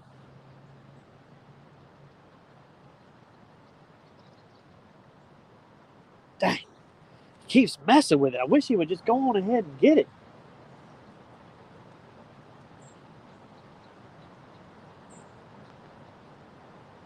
My line's really slack. Let me go reel up my slack real quick.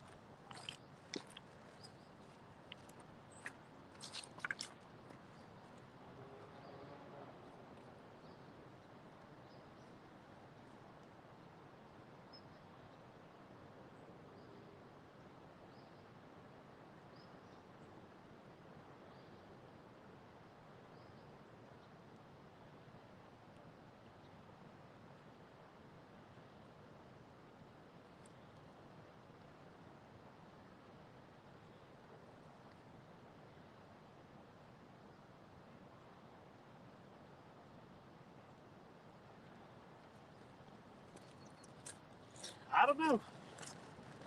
Maybe he'll take it in second. I don't know. I want to reel it up and check to see if he's on there, but it's in such a good spot. I don't want to move it and him, I mean, that was like the perfect cast. That's right where I want it. Normally, if you could hit that spot during spring, yeah, I see the water starting to move heavier now. You get them flatheads.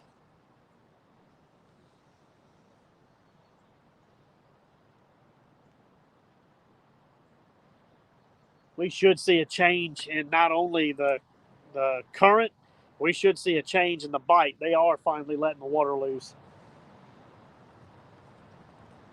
I'm not sure how high they're going to come with it. I might end up having to move rods back, but we'll just slowly keep working further back until the water levels out. But I got plenty of good bait. This is when you really want to have bait. As this water's rising and it starts swirling, we'll start getting more bites.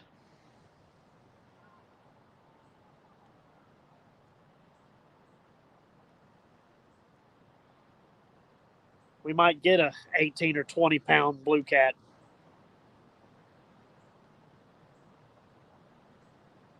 Shoot, at this point, I'll take an 8-pounder. Slow bite. I've actually had plenty of bites here. It's just getting them to stay on the hook.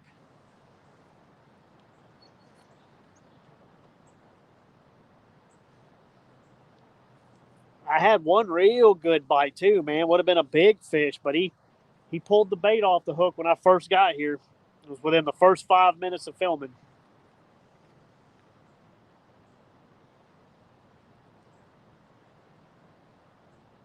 See, I think that's just from the current changing.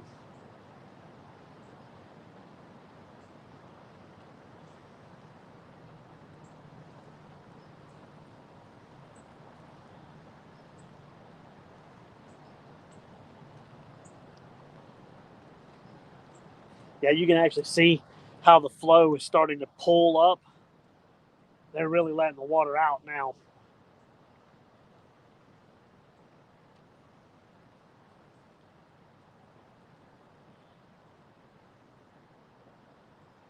Probably going to wash my lines around a little bit. I might have to retie, but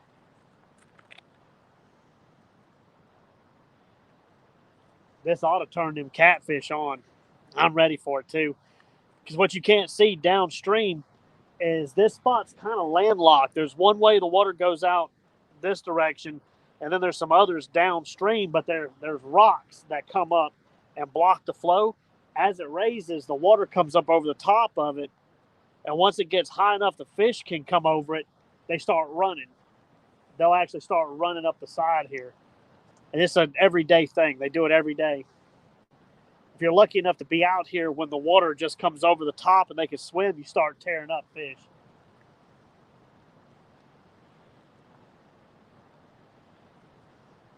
That current's pulling hard. Look at it.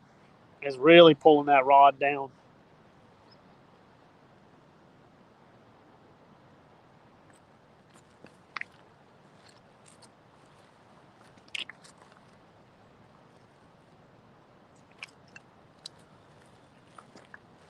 Might get some lines crossed too. It could be chaos here for a few minutes until this evens out.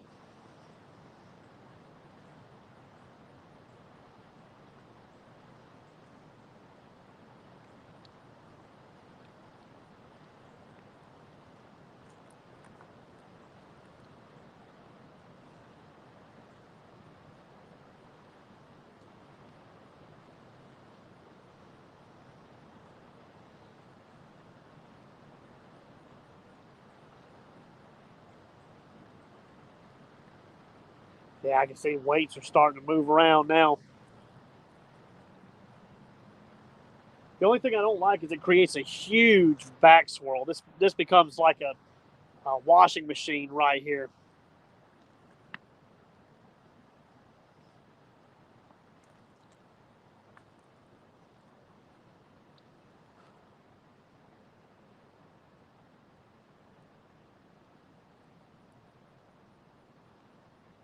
Y'all probably see some rafters come down. The city won't let the river do its natural thing anymore. It's only whenever the rafters they get enough to do a run, they'll let water loose. So we'll probably have rafters coming through, but it should be fine. Yep, I see some going down the backside. So we might have a few come down through here. It's gonna get crazy. It's gonna be some crazy fishing. Gonna be dodging kayakers and float people and fighting current, maybe fighting fish. Who knows?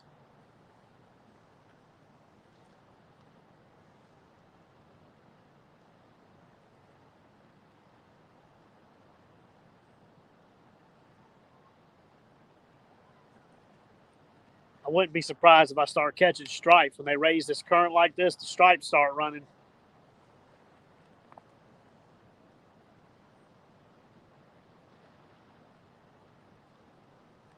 Oh! That's just taking the card out.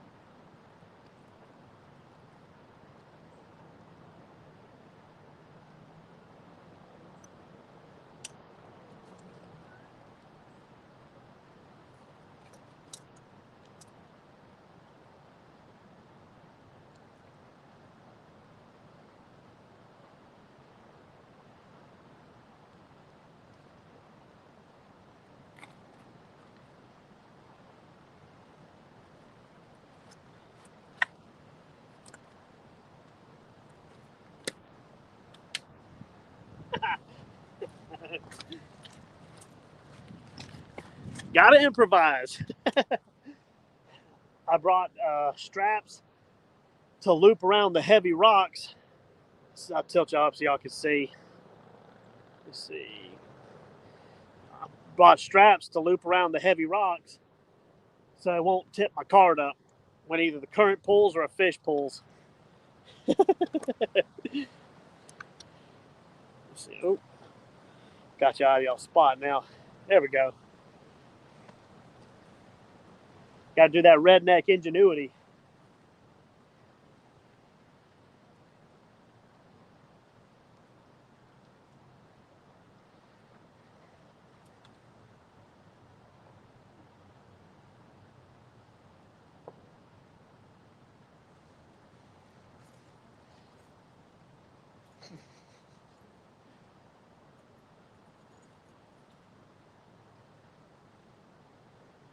Yeah, I'm starting to see water run down the little rocks back here in this back pool. So we should have a whole lot of current here in a second. even more than what's out there, because the current coming from over the rocks here will push into it with it.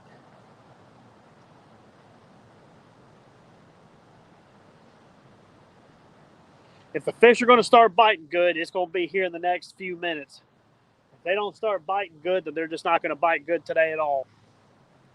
Because this is when it really starts. See, you see that back current pulling up right there. You can see the waves. Now's the time.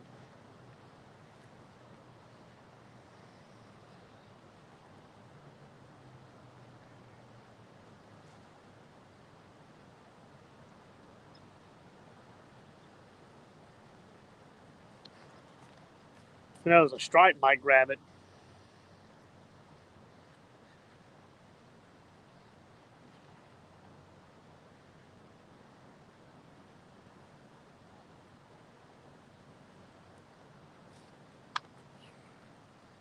What's going on, bud?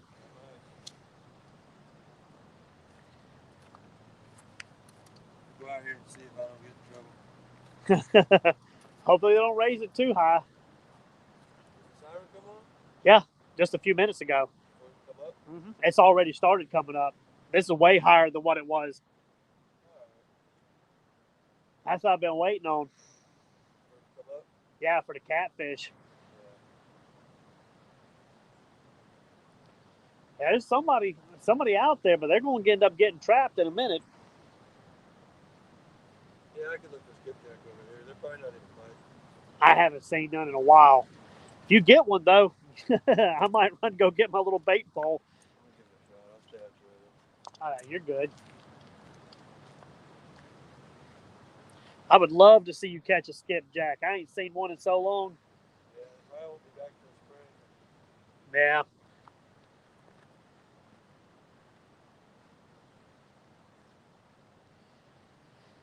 I wish we had skipjack like Tennessee does. Ours are seasonal. They come upstream and then they go back. This year was weird. They ran hard, but they didn't get to where shore fishermen could get to them. They stayed in the main channel. You had to have a boat. That was weird. They were huge too. They were so big, I was catching them on swim baits for stripes. Big swim baits, like hand-sized swim baits.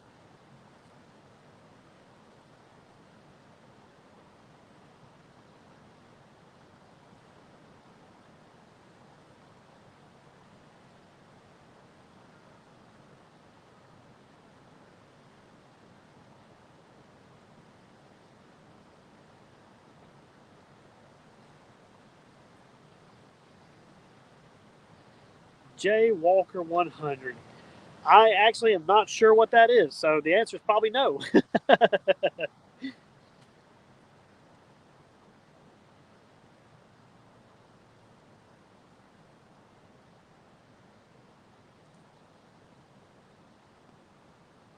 Truth is, though, I use a lot of stuff for bass. I don't even know the name for it. I'll pick a lure by how it looks, and I know it looks like something they eat. So, who knows? I may even have one and just not realize it.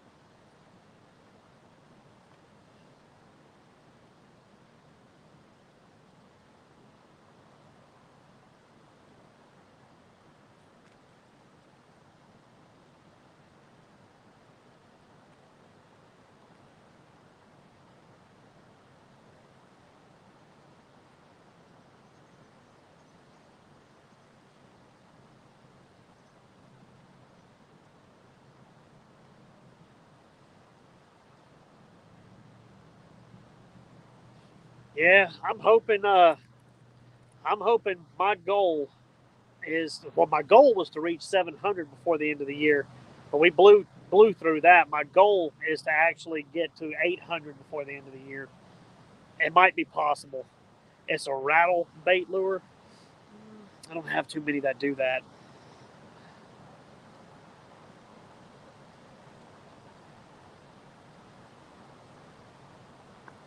I'm very one dimensional when it comes to bass fishing. I use a lot of spinner baits. I use some jerk baits, uh, rubber worms on Texas rig. I don't usually do Carolina rig, and then I use top water like whopper ploppers and like Excaliburs, and then the majority of my stuff is swim baits, from that big all the way up to like, 12-inch swim baits.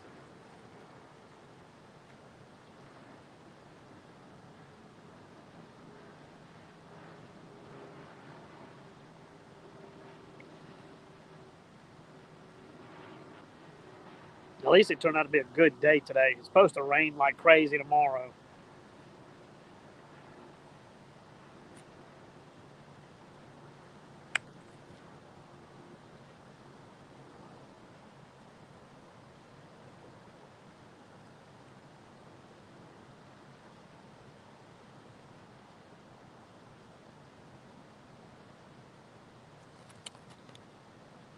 I do have a few rattle traps. I've got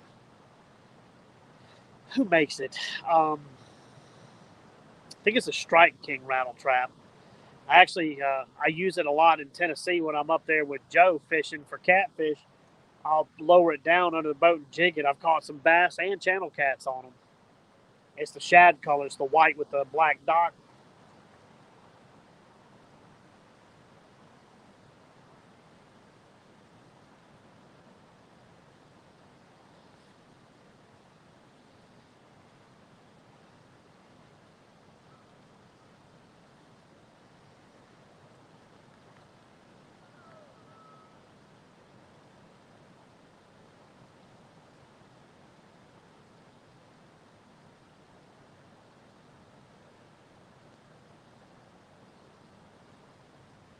I'm gonna give it a few more minutes. I'm gonna go ahead and pull up the one that's bent. I'll go ahead and put a new piece of bait on it and chuck it back out there.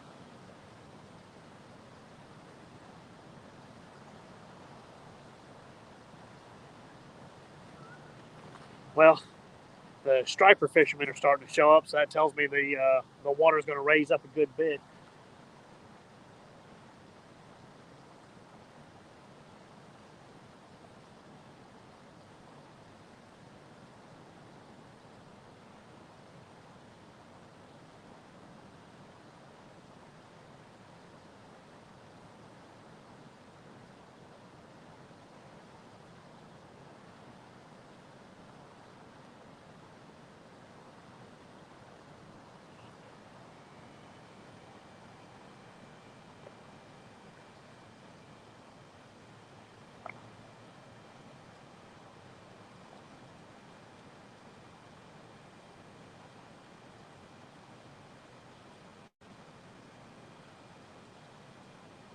Man, thought I'd have more bites by now.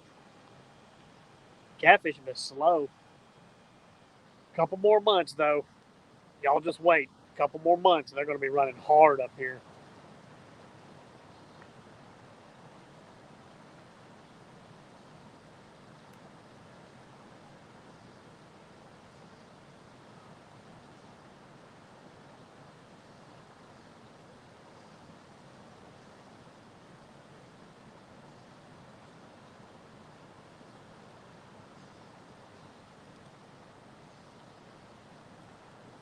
I don't think I've ever tried them. Everybody I've heard said they were kind of fishy tasting, like that bloodline was in them.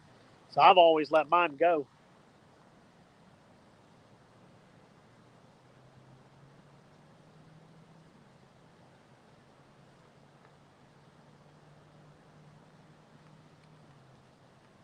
Of course, I mean, I'm sure if you fried it, it's probably good. Everything fried's good.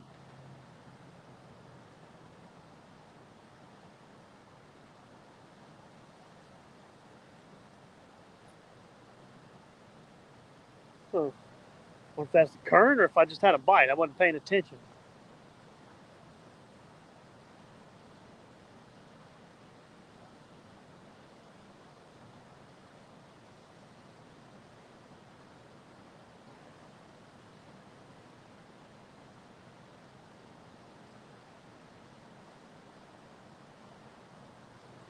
Another couple of minutes and I'm going to have to move the cart. Now, water's starting to creep up. You can see it.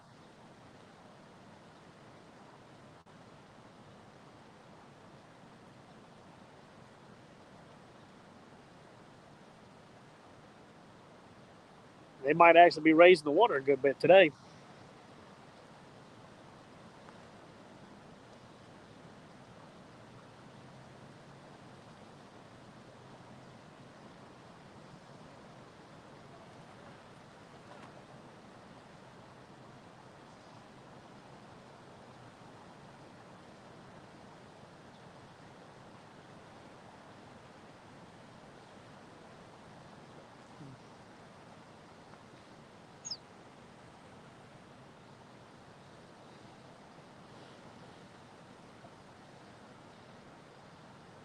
What's going on, bud? Thanks for popping in. So far, we've had 5 bites, I think. One was a big bite. It would have been a big fish, and he come off. I don't know how. And then we caught one little guy. He got hung sideways. When he hit it, he rolled and got hung in his back. So bringing him in, I thought I had like a 20-pound fish, when actually he was only probably like 3 pounds. Poor guy was helicoptering through the water.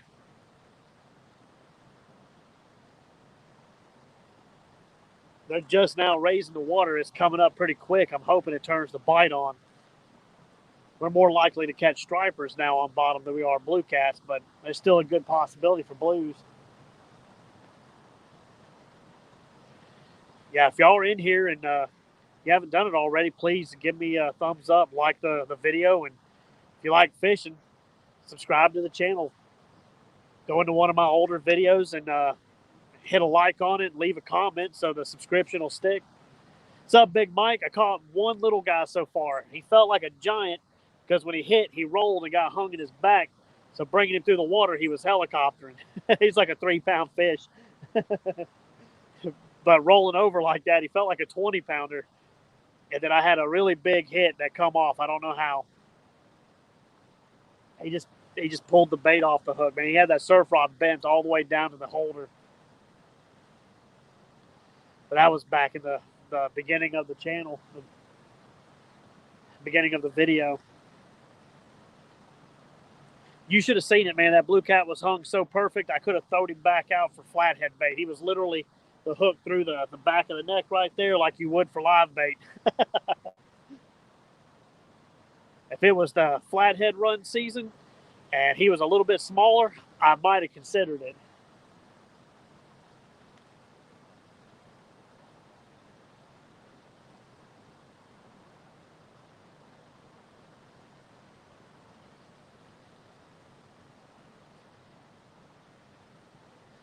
The guys who come down here fishing for stripes are starting to show up, so that means the water's probably going to raise up a good bit. You know, they keep track of that stuff pretty good.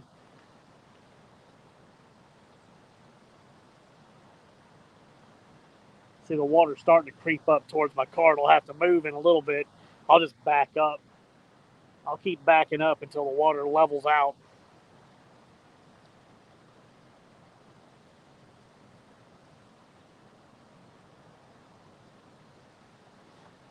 I don't know if you can see my redneck ingenuity mic, but the current was so strong it was tipping my cart up. So I had to take one of my straps and go around a big rock to the cart and then put another rock on it to keep the current from pulling the cart up.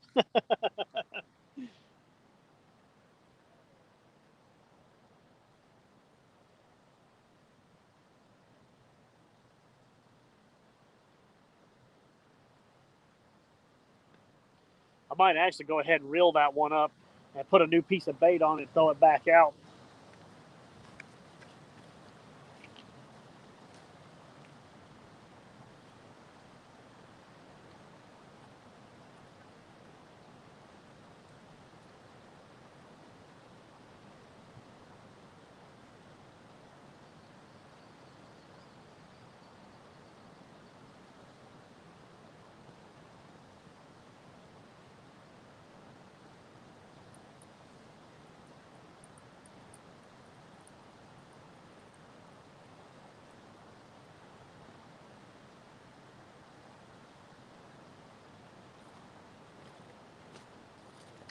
Good thing I did.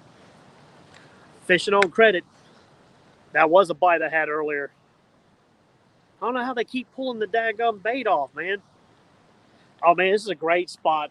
I keep telling everybody who watches my videos every year, it starts in February, but it don't really get good until little thing must be getting overheated. Might shut it off in a minute.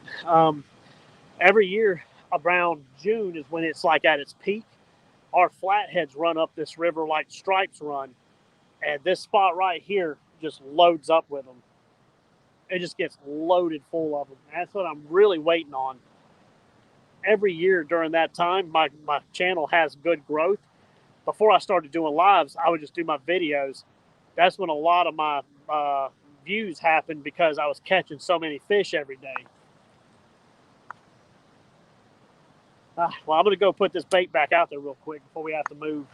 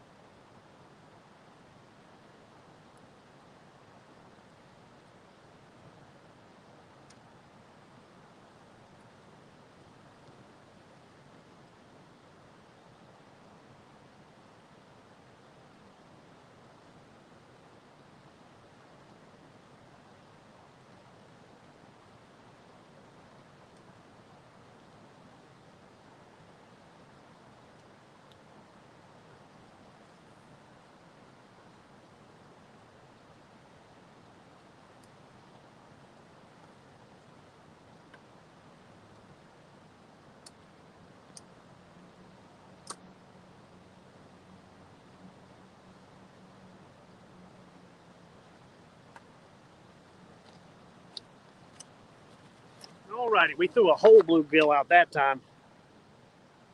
Yep, shad and skipjack run at the same time. They all run. The flatheads, the stripes, the blue cats, the channel cats, gar, bass of all different types, the shad and the skipjack. It's one massive free-for-all from February through like July. And the shad stuff, they come in spurts a lot of times, but those flatheads really, really turn on in June.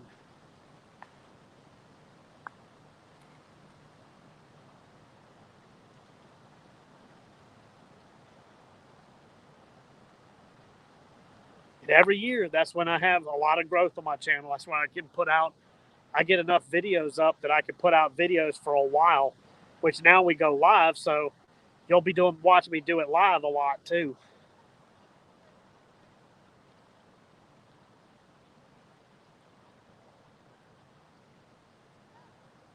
That one's acting like a fish all of a sudden.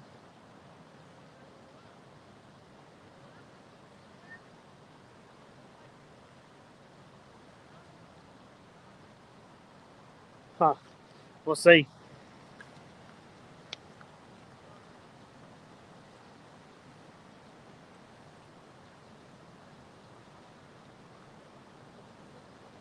I went ahead and just threw a whole brim out on that one, just see what happens.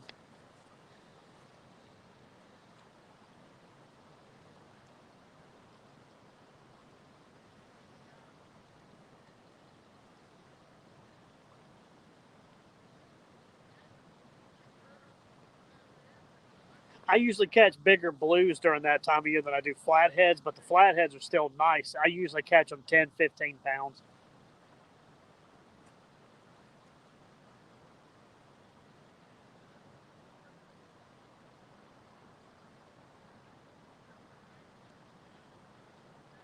And if I go on any of the guides down here during that time of year again, I'll go live from their boat too. I don't care. If I have to set it up to where y'all just see in front of me while I'm fishing, I'll do it.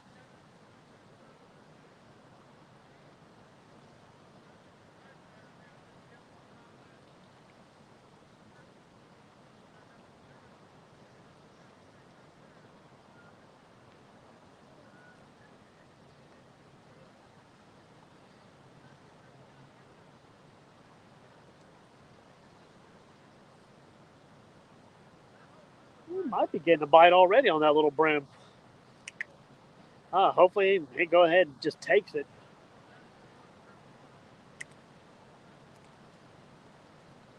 Another good time of year up here, y'all see, is when the river is blowed out, when it's just off its bank high. I'll catch a bunch of cats. They'll be tied up against the shore, though. You don't even throw out. You literally throw right beside the bank.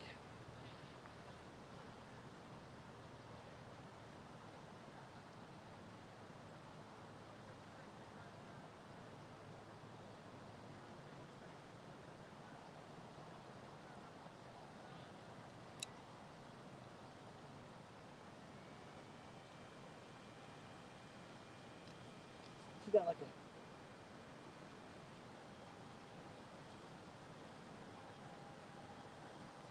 must be getting overheated.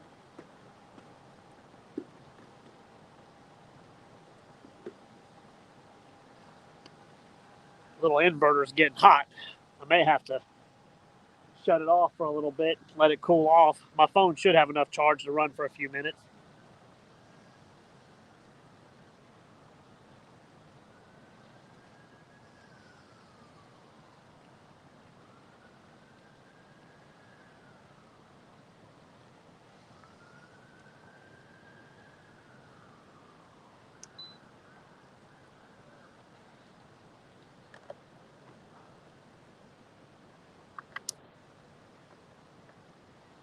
Yeah, give it a little bit of a break.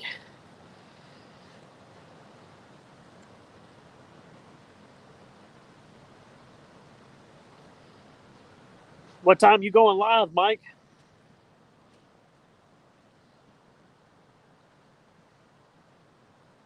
You still going live today, or you live right now?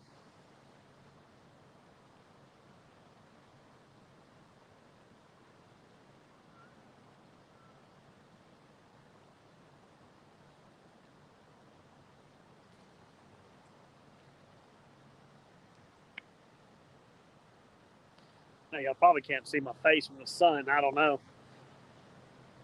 Let me try. Let's see if I can get big old rock in the way. Get over here so y'all can still see me, and of course, in the shade from my hat blocks the face. I don't know, we'll stay back on this side.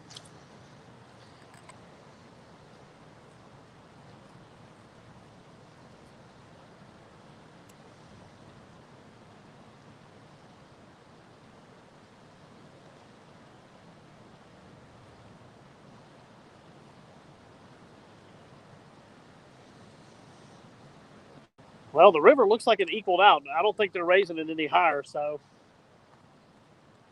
that might be it. They raised it probably a couple feet, maybe. Not a ton. Yeah, I'm gonna wear it. That sun's pretty brutal right now. And it's supposed to be cloudy all day, and there's some clouds, all right, but barely.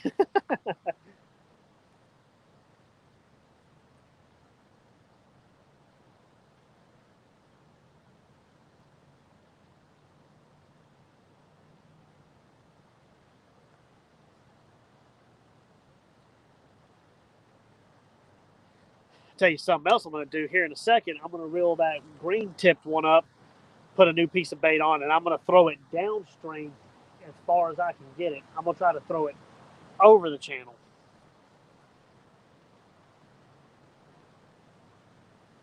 It creates kind of like a dead zone over there, and I know a lot of times some fish, they pull up over there too. I just wonder if I can get it back or if it's going to be hung after all that water moving it. Yeah, lots of blue sky today. Completely different than what they said yesterday. It's supposed to be cloudy all day and in the 50s. Well, it feels like it's probably in the upper 60s now, and barely any clouds.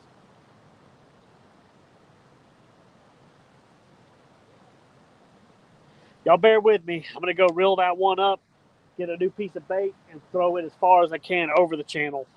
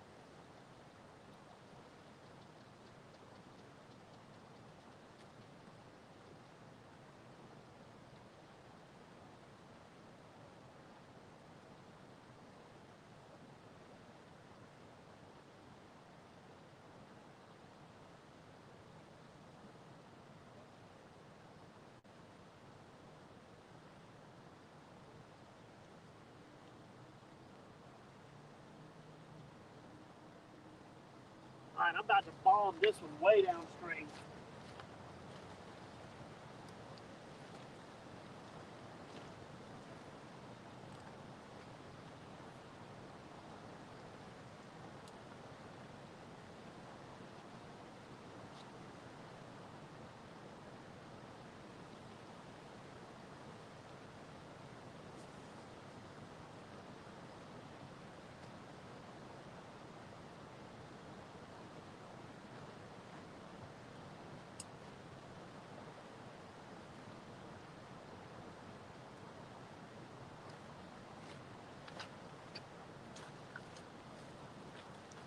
I'm getting some good 70, 80-yard throws today.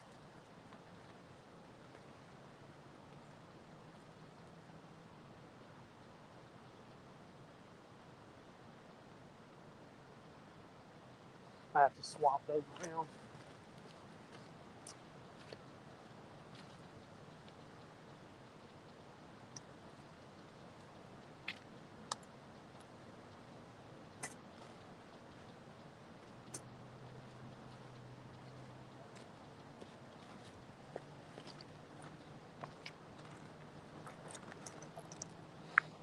Yeah, I got that one way, way downstream.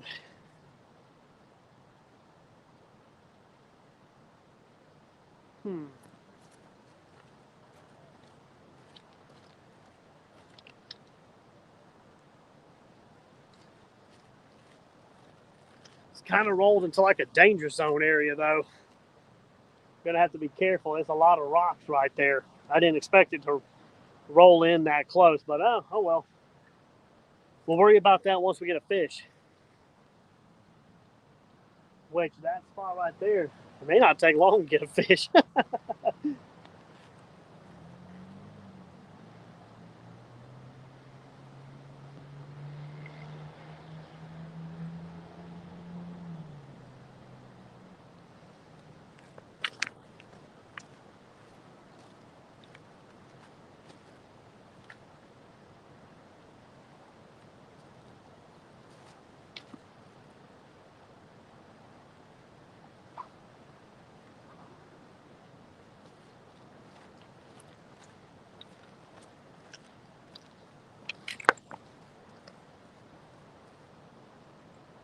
Another cool thing is now that they've got Power Pro's got that glowing braid for black lights. Yeah, I know. Get it. Once it's time to replace all this braid, I'm going to go back with that moonshine braid or moon glow, whatever it's called. It's supposed to stand out pretty good under a black light.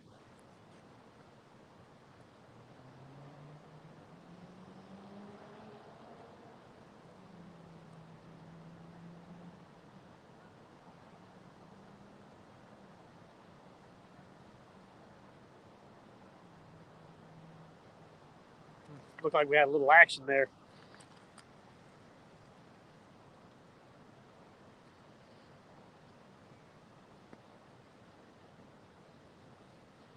Two hours and 34 minutes. I appreciate y'all sticking around watching me this long. I know it's probably been a little boring, but it ain't too bad. We get to hang out a little bit, talk.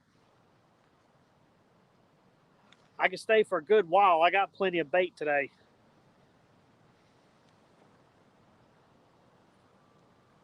I think what I'm going to do this time, instead of throwing back what I don't use, I'm going to take it back and freeze it as emergency bait in case I can't catch something one day.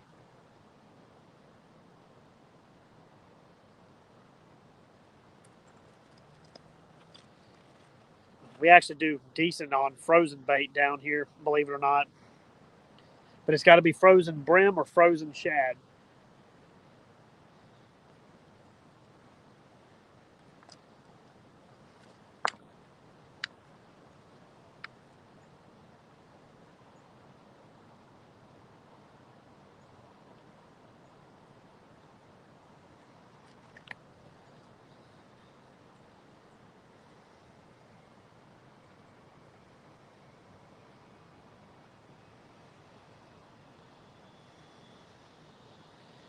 Even the striper fishermen have given up. Bite's not that great today. Normally, them guys are down here all day. They don't leave.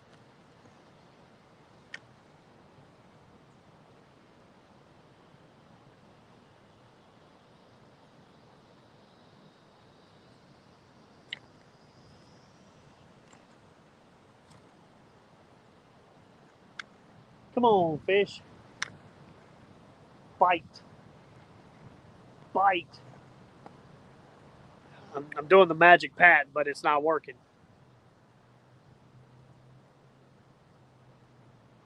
Sad thing is, if I had shad, we'd be catching them left and right.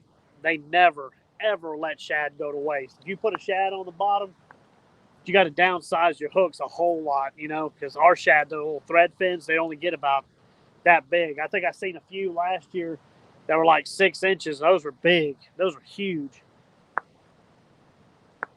Yeah, we have gizzard shad. I've caught them, but we've never really done too good on gizzard shad here. It's usually either shad or bluegill.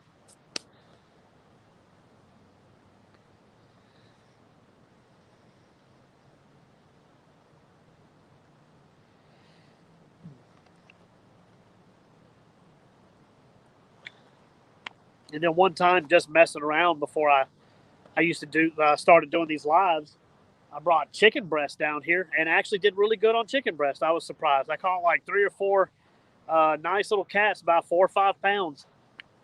Which I mean is usually that's what you kind of expect to catch, I guess, with chicken breast. But I didn't think I was going to catch anything. But sure enough, I was catching them.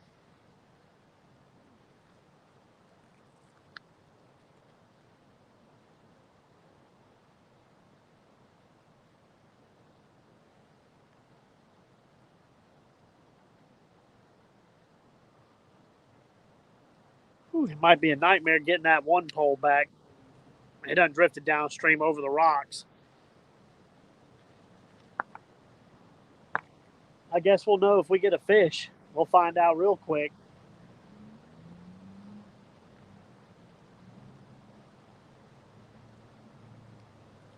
I'll use this old hood to cover the back of my neck. I'm gonna get fried out here. It's hot. I really ought to take this off, but it's keeping me from getting sunburned.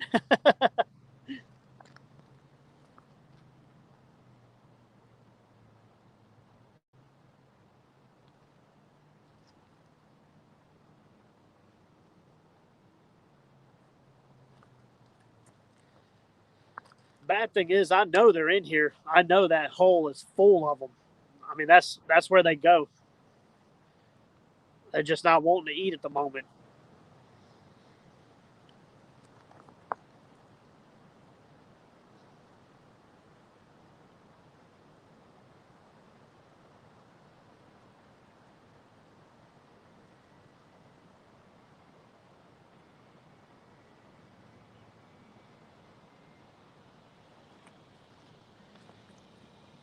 I'll have to come back down here on the days that they raise the water really high. My favorite spot's just down here to my left. There's a tree that goes up a hill. If you fish under that tree when the water's high, it puts you kind of like all the fish in like this, almost like a highway. They can't really escape. They have to come right by your bait. And that's usually, I catch a lot of good blues right there. I think my biggest blue I've ever caught down here is about 18 pounds.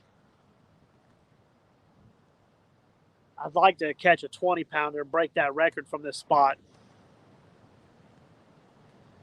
I know they're in here. I see them get caught every once in a while.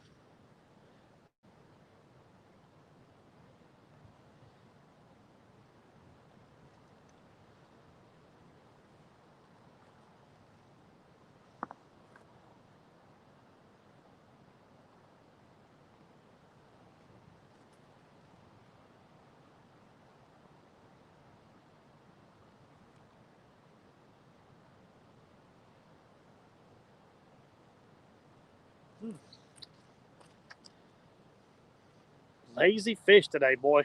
Lazy fish.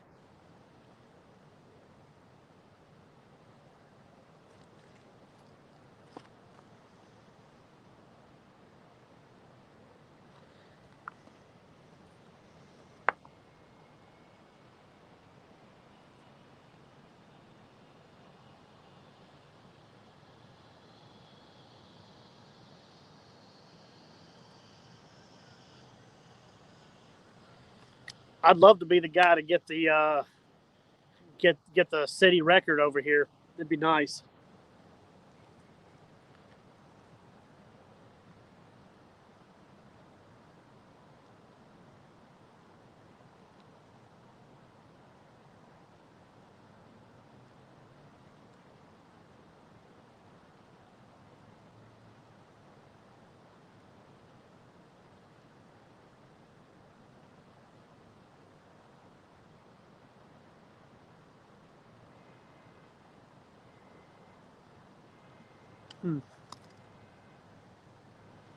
The city record?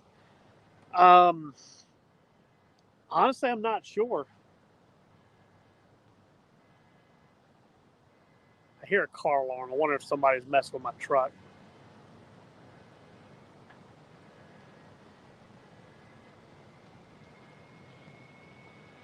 Never know about this area. Nope, they turned it off. Okay, good. Wasn't mine. I'm not exactly sure what the record is. I know the lake record in at Goat Rock is like 60 something pounds, and then they're trying to get lake records for Lake Oliver, but people just haven't been putting out the fish they're catching. You know, they haven't been telling anybody. And then I'm not exactly sure for this area. Supposedly, it was a 50-pound flathead caught right here, but there's no pictures and there's no newspaper clipping because anything like that caught in this area gets put in the news.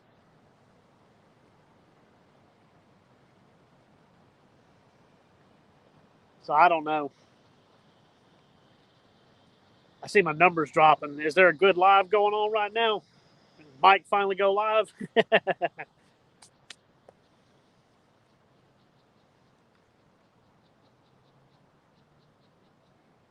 The problem is this spot is just this whole section of the river right here is just overfished massively. It's just massively overfished.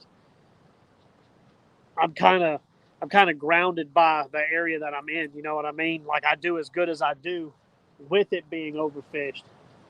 But that's why I do a lot of traveling. You know what I mean? I have to. You'll never see me catch a 50-pounder here. If I want to catch 50-pounders, I've got to go up to like Tennessee, or I've got to go way, way, way south where I was going to Eufaula.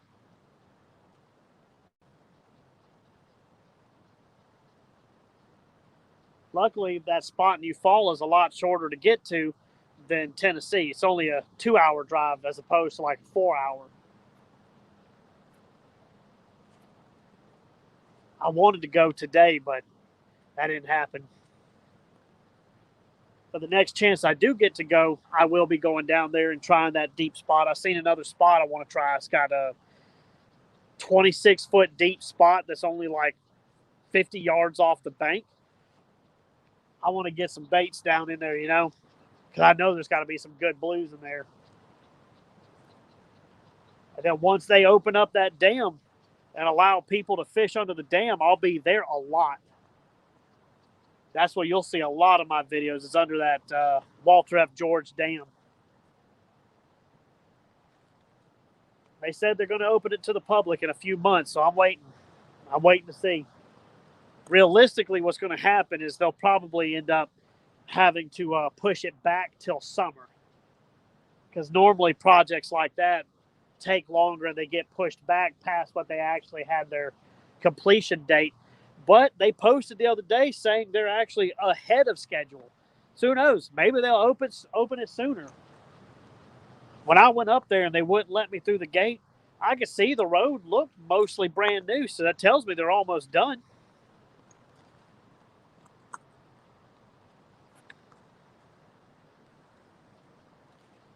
I'm telling y'all, I'm going to catch so many fish down there.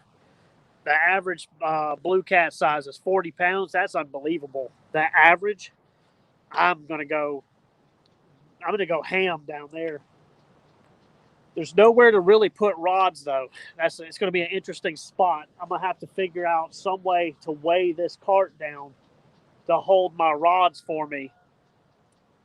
Oh, look.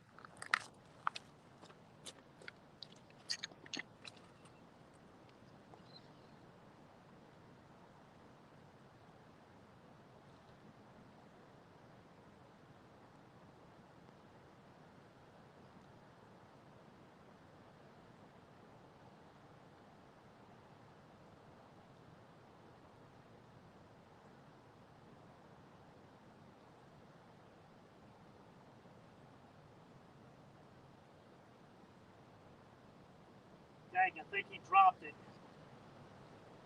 How in the world are they dropping these little baits?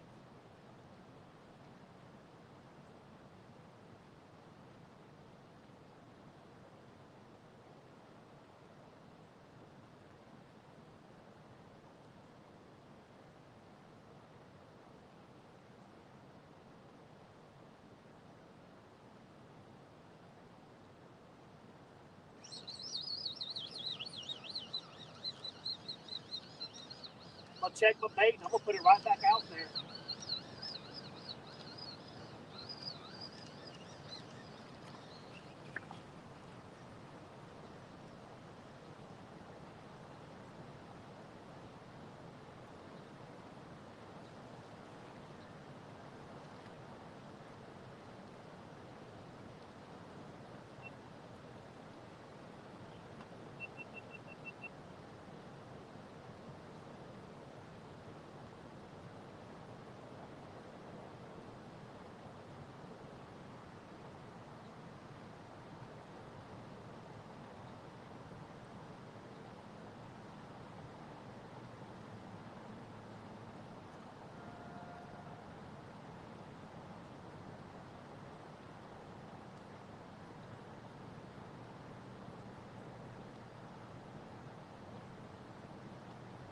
Come on, man.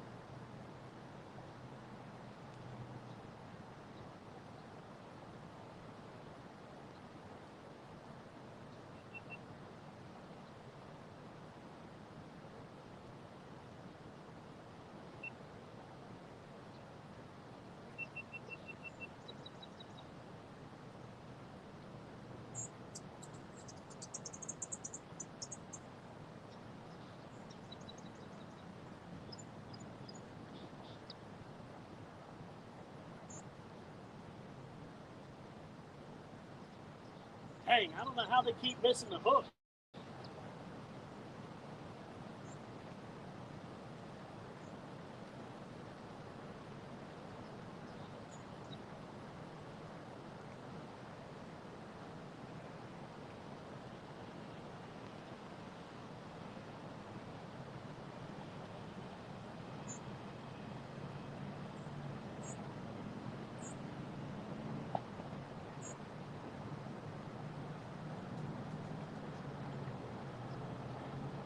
I'm gonna put a fresh piece and throw it back. That was another good hit.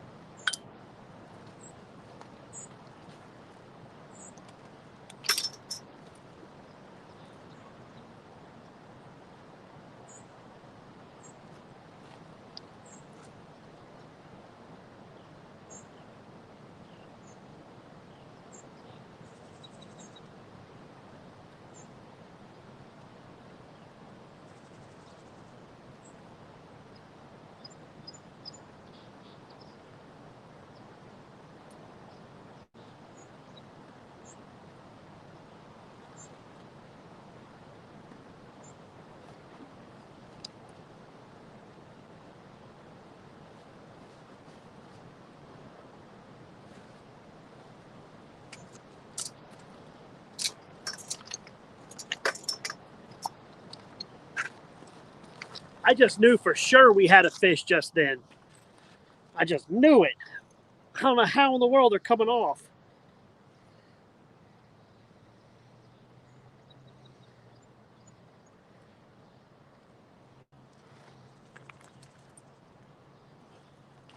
I'm going to downsize to the smallest piece of bait I possibly can. I'm just going to use a strip of bluegill and see if that makes a difference.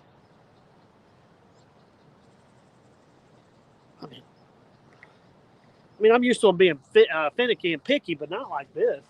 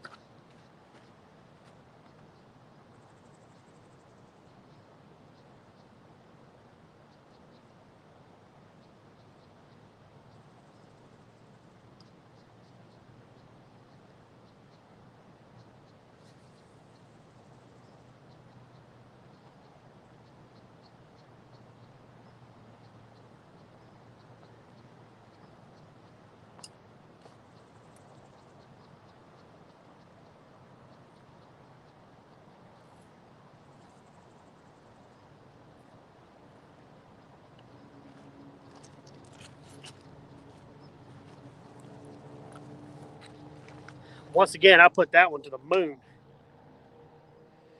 I'm putting the hook all the way through. It's a fully exposed hook. I'm doing it just like you're supposed to, and like I've done a million times before. I think they're being super finicky and they're just hitting the very back of the bait.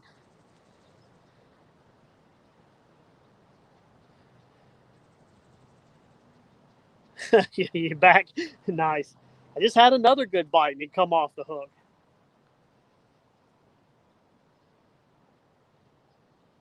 If I lose another one, then it probably means we got a bunch of channel cats in here. And if I have to, I'll downsize to a 5/0 and start catching them boogers.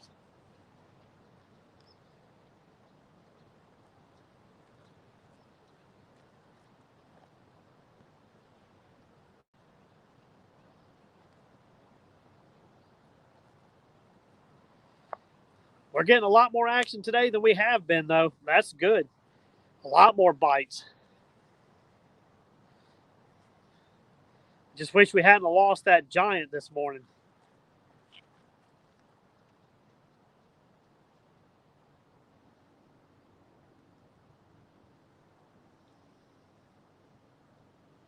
You know, another thing I didn't even think about could be a gar, too. What's up, Tiger? I'm getting a bunch of bites. I just haven't been able to hook into anything. I caught one small one about maybe 3 pounds. The way he hit it, he got himself hung in the back, so he felt like he was like 20 pounds. He just was helicoptered through the water. Oh, look. We got to fix.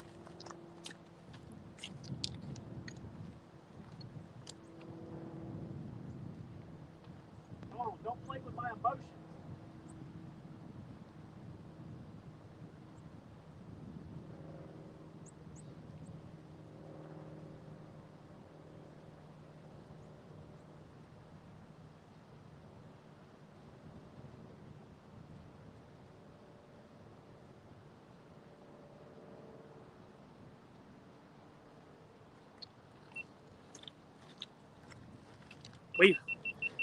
We found where they're at. I'm getting more hits now than what I was getting. So apparently they're down there where the current bottoms out. So here in a minute, if I do hook a fish, I just left that. I left it sitting there. He didn't get it. So maybe another one will come back for that bait. But if I get one on it, when I reel that one up, I'll go ahead and reel that one up, and I'll put them both down there.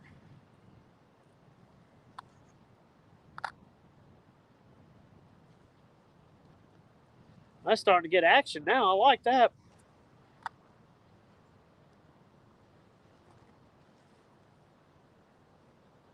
Come on back for it, buddy. I know you didn't get that bait.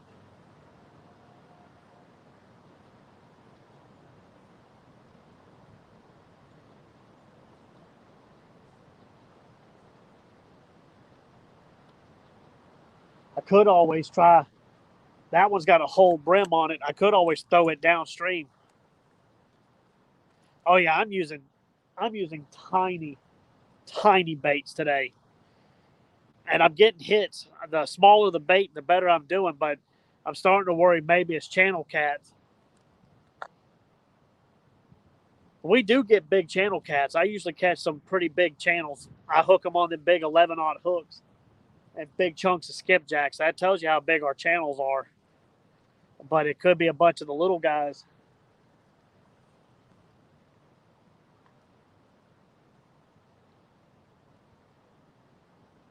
I think I'm gonna do some switching around real quick. Y'all hold on. I'm gonna reel that big 4/0 up. I think I'm just gonna get it out of the way, and I'm gonna go ahead and reel the tall one up.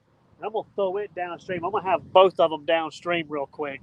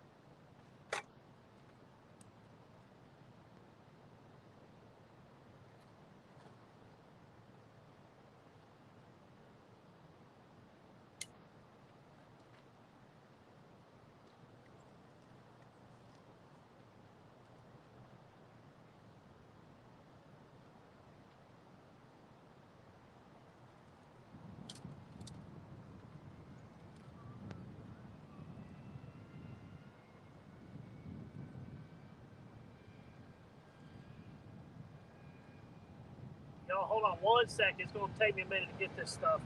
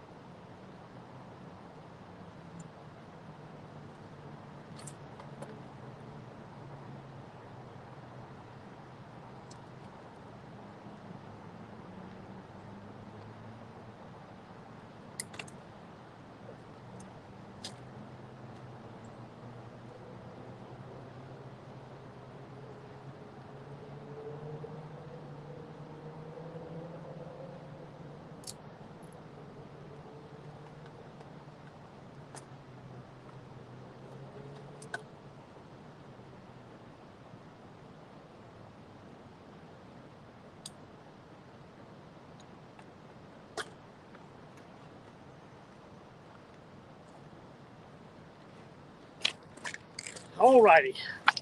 Everything got hung up.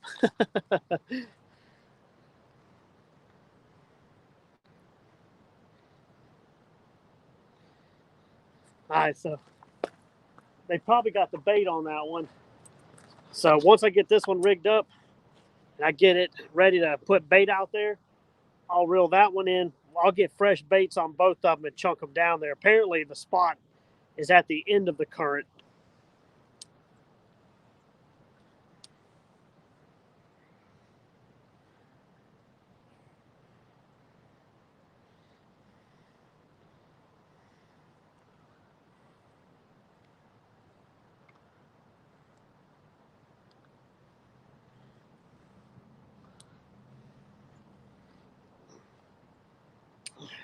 Alrighty. Tiger's at 180. Heck yeah, man. Y'all share each other out. Everybody help each other grow. I'm trying to grow. I need help just like everybody else does. Especially, I like everybody's content so far.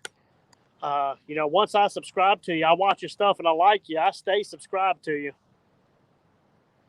The highway here, this is, I want to say Highway 80 in Columbus, Georgia. Yeah, I think this is 80. It's going over the 13th Street Bridge in Columbus, Georgia.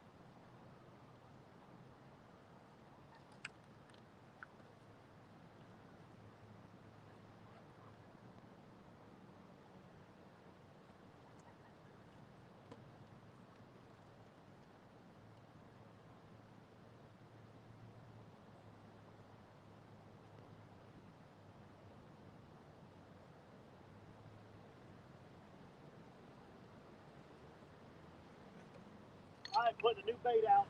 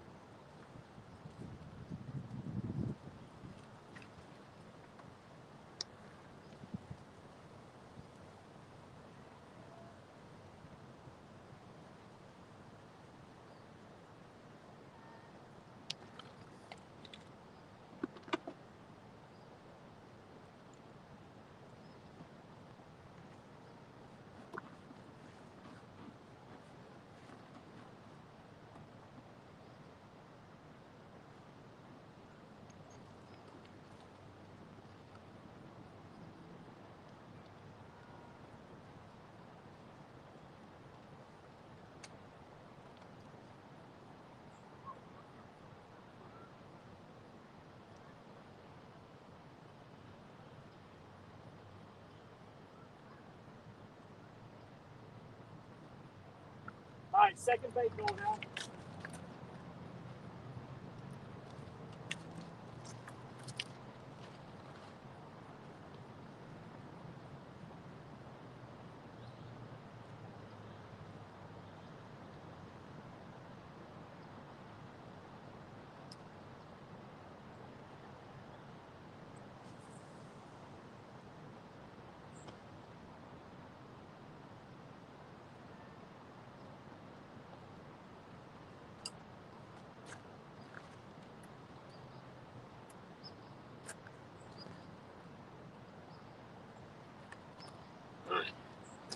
I'm getting some almost 90-yard throws.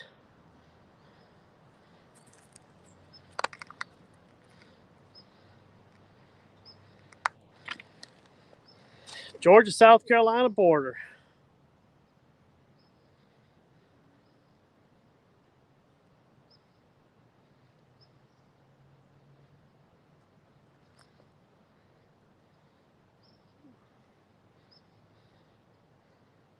Go see Chat Cats?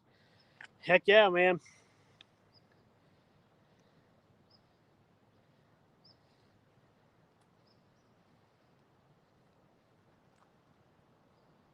Dang, that's super slack.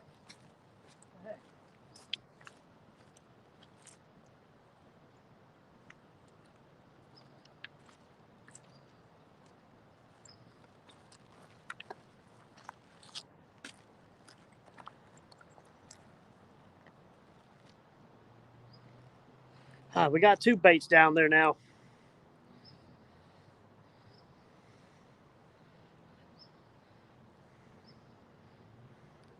There's no telling what we're going to hook into if we catch one.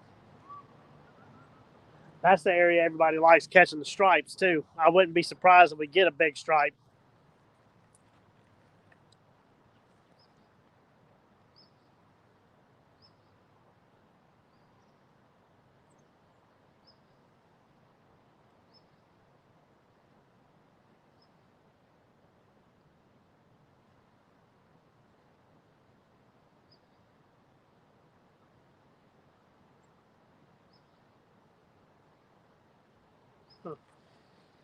Whew.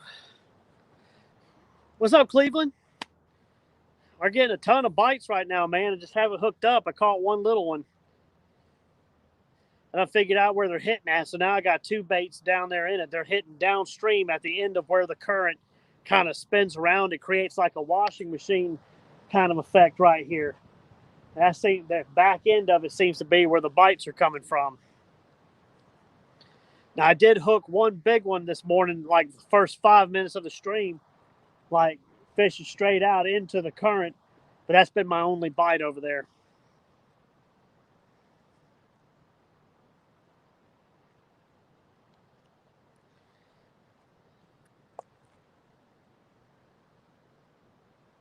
So I just put 2 fresh pieces of bait out. We'll see what we pull in. Although I'm afraid that one with the yellow tip right here, it's going to get hung up. Because when I cast it, it drifted down over the rocks. So if I hook a fish, I may have to let him fight his way out over it. It's the one getting a hit too. I just seen it bump. There's got to be a bunch of fish down there.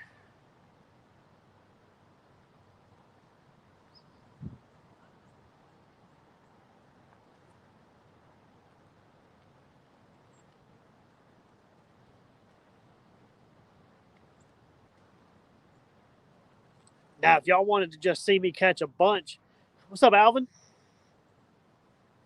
If you wanted to see me catch a bunch of fish, now when the water's low, these rocks out here create kind of like a point.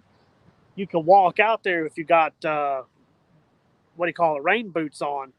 And you just take one pole and your bait, and you just throw out off that point. You can catch channels and blues. They're all small. They're all, 5 pounds or less usually, but you can catch them one after another all day.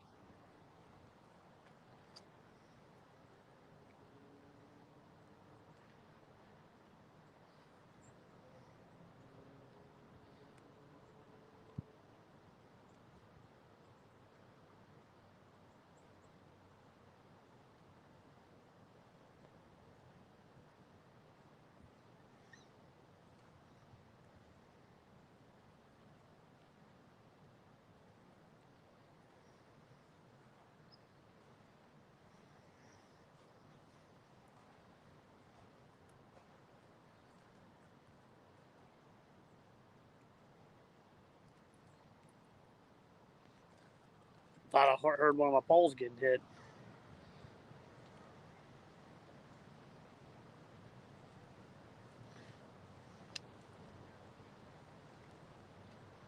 I mean, even if I don't catch a big blue, if I catch a big stripe, I'll be happy with that, you know? I love catching them when I'm bottom fishing.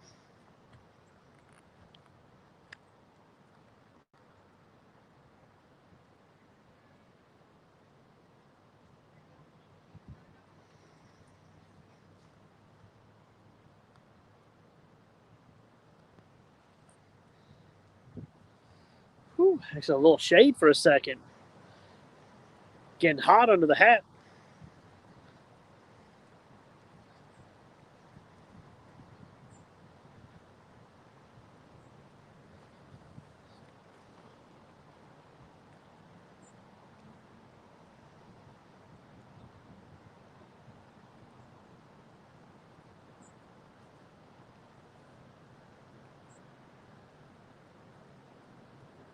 Wow. They were hitting hot and heavy for a minute. Now it's, I don't know. Ooh, yeah, come on, shade.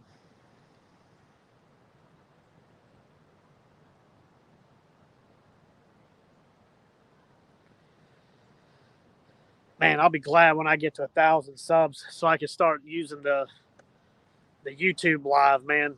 I like StreamYard. It's nice, but everything looks kind of fuzzy. I feel like it's taking away from some of the details out here. It's actually a very, very beautiful spot. I actually like right now, it's the perfect time. I bring my dogs and I let them jump out here. You know, I keep them on a long leash and they'll completely go underwater. They'll swim around underwater and stuff. It's a really nice place to. It's kind of hard to picnic because there's so many rocks, but it is a nice place to come and walk around. I see what's up. They've dropped the water. They had the kayakers come through and now they're dropping the water. That's what's happening.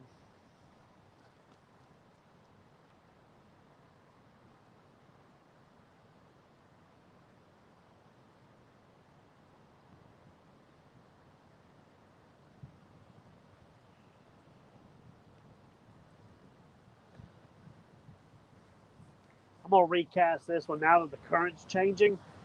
I'm going to throw it back out that way and leave this other one pointed downstream.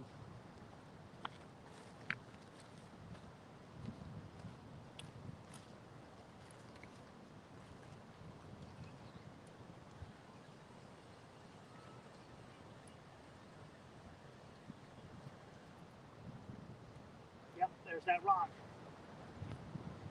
I'm not getting that back. I felt the hook catch.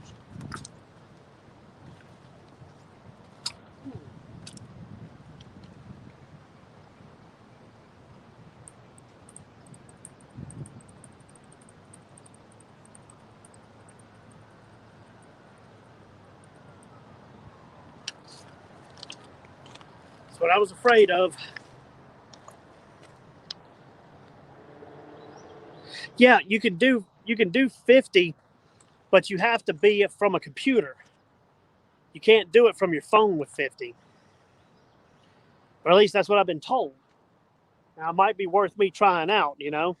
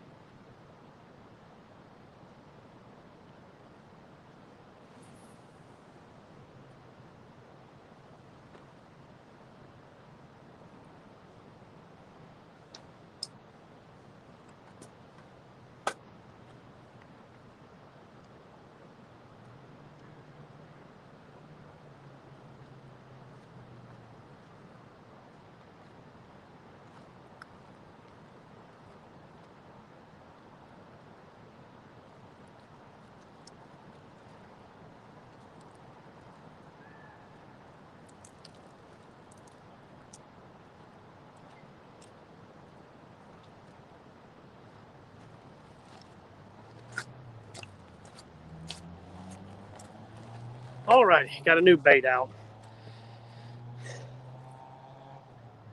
Well, I'm happy I still got 7 of y'all sticking with me, even though the action's been slow.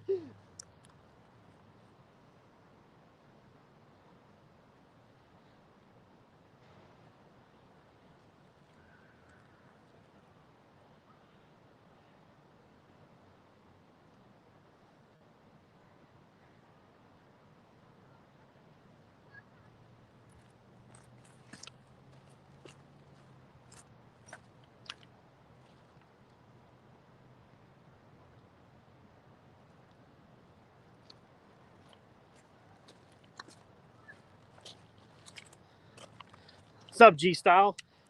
Hey, man, you said that rod came in, right?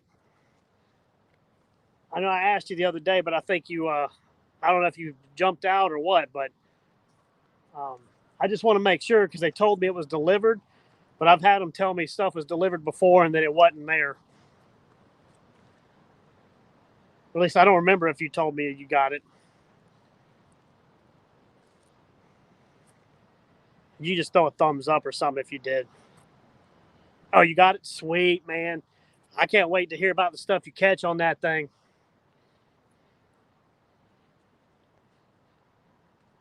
I got 6 of y'all in here with me. I appreciate it. I know it's been kind of boring.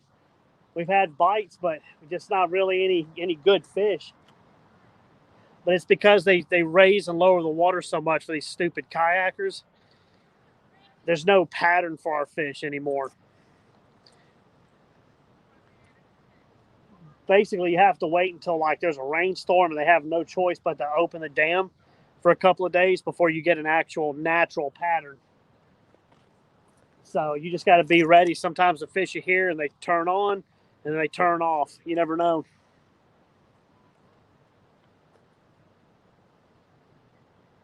I know Big Mike was going to go live here soon. I don't know if he's live yet. We find out he's live, I'll go ahead and end mine so y'all can watch him. He's got a better chance of a big fish. Now next week when I'm down in Panama City, y'all, I want y'all to watch that. Now that could be cool. I have a chance for massive fish where I'm going to be at.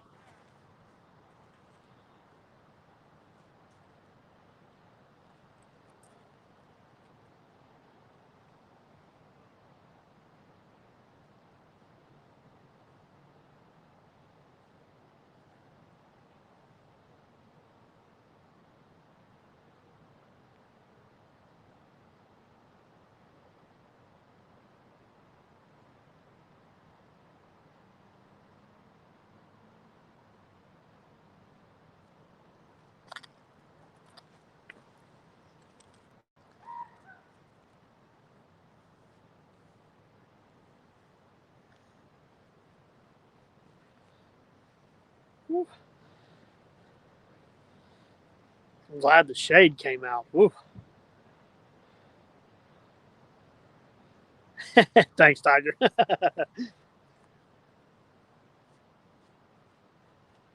Yeah, I think what was happening is we were getting dinked to death. So many getting cottonmouth. I haven't had anything to drink in a while. It's a lot of channel cats, I think.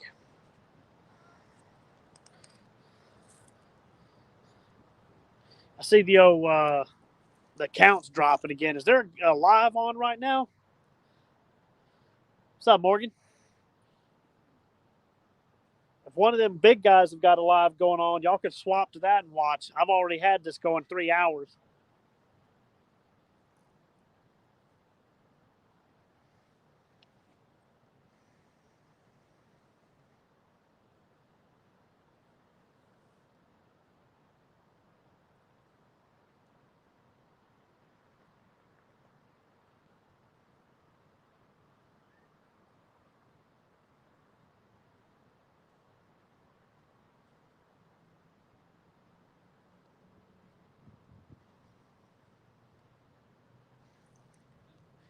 Interesting. They were biting good on the falling tide, not the rising.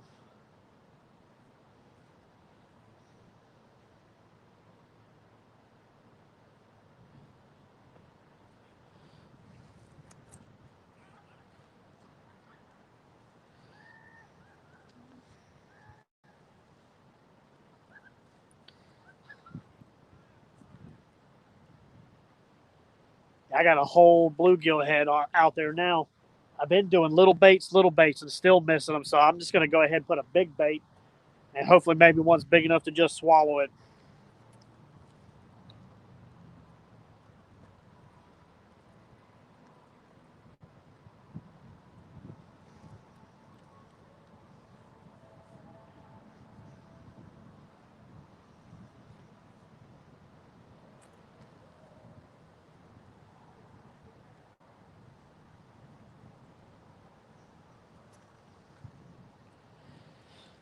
Well, I finally feel like I'm in the algorithm a little bit. It ain't much, but I feel like it's been putting my stuff out. I've been seeing my stuff pop up on other people's YouTube channels and stuff. So I feel like maybe I'm starting to get noticed.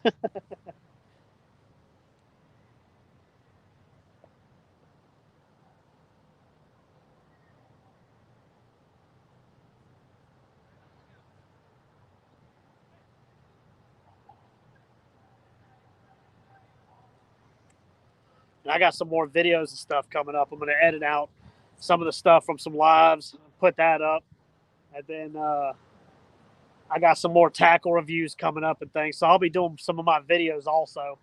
I'm not going to just quit making videos. That's where I got to most of my numbers, was doing videos. So I'm going to do lives and some of my videos. I got one coming up.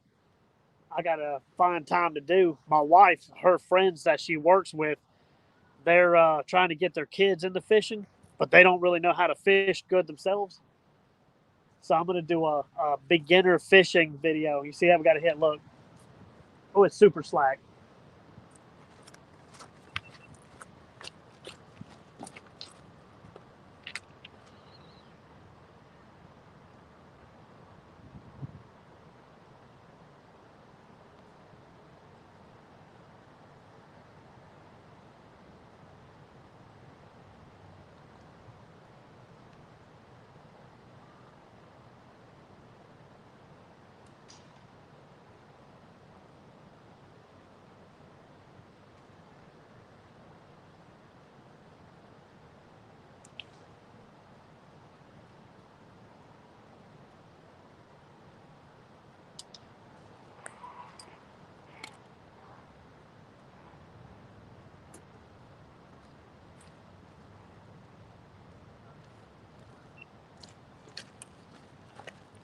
Another short strike.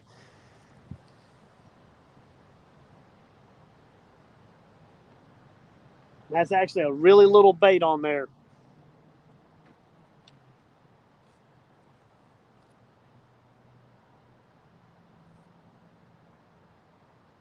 I wonder if I'm starting to get gar hit. It could be why I'm not catching anything. It could be gar that is picking it up, because I'm not getting a hook set on anything.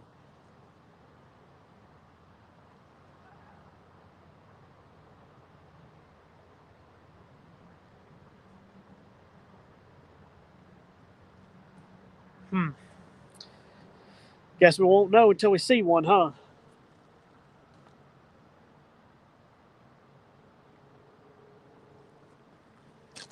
Plenty of bites today.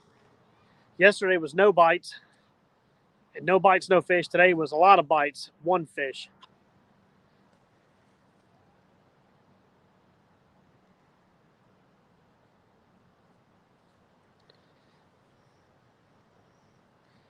I know that bait's still on there. I'm just going to leave it.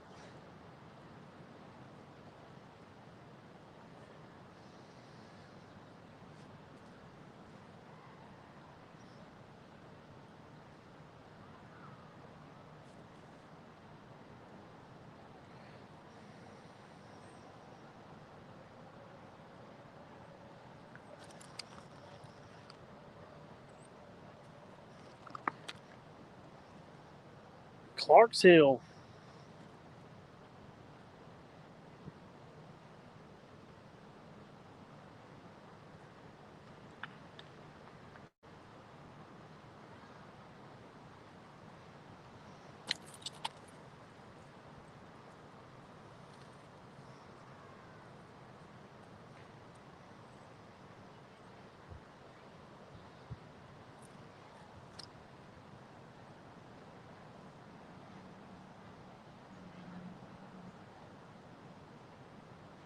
Oh, blue cats are being annoying today, y'all. I wish I had one of those submersible cameras so they could swim it down there. I could just see what all's not biting my hook.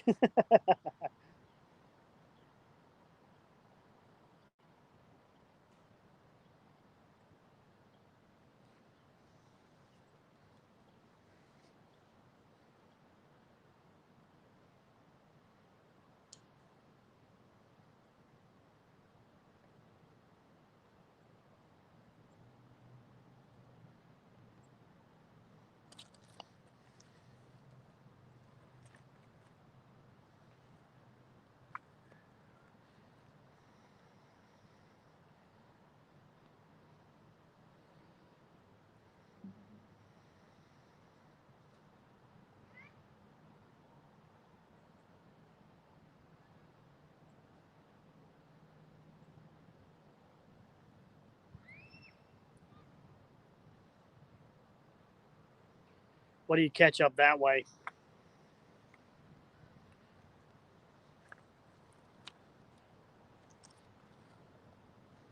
What kind of fish you go for?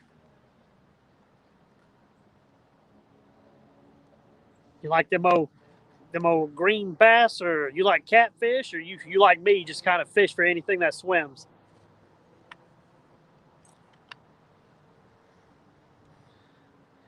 Yeah, I don't care if it's got teeth, it's got scales, if it's whiskers, bikini. If it swims, I'm gonna catch it.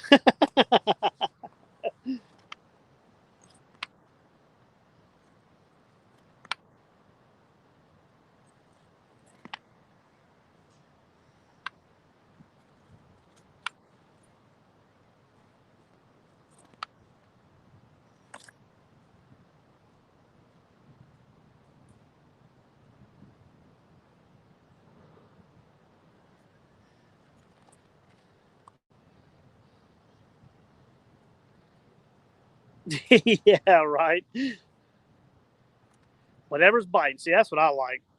I used to make them guys mad when I worked at Bass Pro Shop. They love them bass, which I do too. I mean, that's what I started out on, was bass fishing.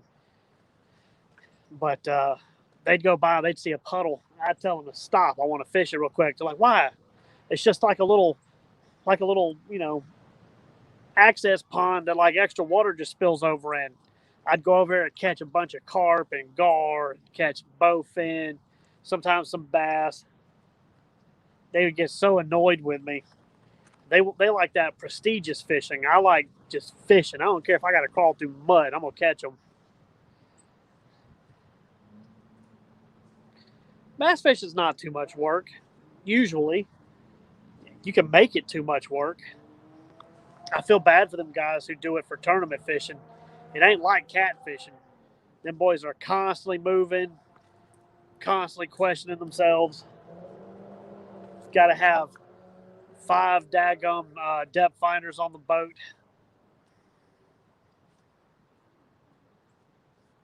At a certain point, it takes the fun out of it for me. Catfish, you can find a good spot, get good bait, check it out with the depth finder. You can either drift it or you can set up and fish it, but it's not quite as crazy.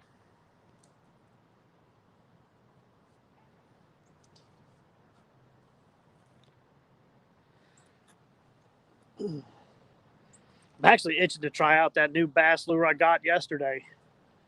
I ordered a big swim bait from Fish 30 Acres. He made a custom zombie shad. It looks like one of them big gizzard shad that washed over like a dam. It's got big scales missing and the eyes are glossed over like it's getting ready to die. I'm actually ready to give it a try, see if I can't catch. That's something I haven't done for YouTube. Is I've caught other big fish, but I haven't been able to put on video a big bass. All of my big bass I caught right before I started YouTube. I tried to download some of my videos that I took with my phone just so I could have those on YouTube, but it won't let me re-download them. So they're on my Facebook. Like you can see that 8-pounder that I caught on a suicide duck on my Facebook page, or you can see the 11.5-pounder I caught on a a giant hand-sized bluegill, but I can't download them onto my YouTube account. So I need to get one while I can record it so y'all can see that, because I've caught a bunch of big trophy bass in my time. I'm second place in my family with I've caught 2 bass. One was like 12 pounds, 4 ounces, or 5 ounces. I can't remember which. And then the other one was 12 pounds, 8 ounces. I'm second place. My dad's first place in the family with a 14-pound, 2 ounce. And then my Uncle Robert, who passed last year, he was third place with an 11-pounder. It was 11 pounds even.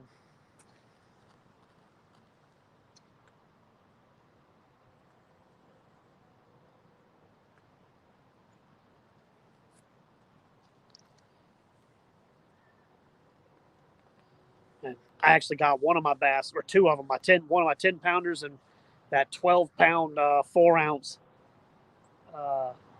mounted on the wall back before I started catch and release everything. You know, it's kind of all about the trophy, so I kept those 2 fish. I wish I hadn't have now. I could have got just a plaster mold made, you know. I got 3 trophy smallmouth that I want to get plaster molds made of. I've still got the pictures, the links, and everything. I'll let them go. I wish I had turned in my stuff to Tennessee when I caught that giant blue and that giant flathead. I really wish I'd have got those awards, but I just got busy with the move and stuff, and now it's supposedly it's too late to send my stuff in. You only have 90 days to put it in, or I'd have awards of those 2 catfish.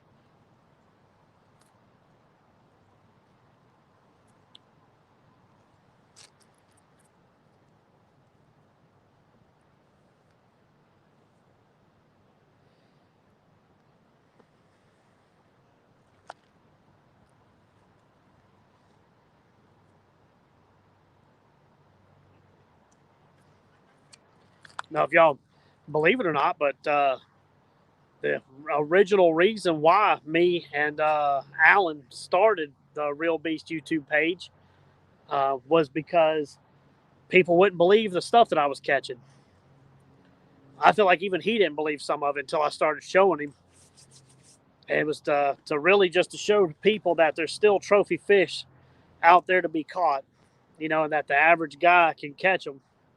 You know, because I catch big fish and I've got super elaborate equipment, like right here is really expensive. But then I also catch them on, I go out with some of my cheaper stuff like Walmart rods and catch good fish. A bush hook with a brim, heck yeah. My biggest flathead come off of that. But it was actually, I used a channel catfish for bait. I used a 9-inch channel cat, but same thing, it was a limb line.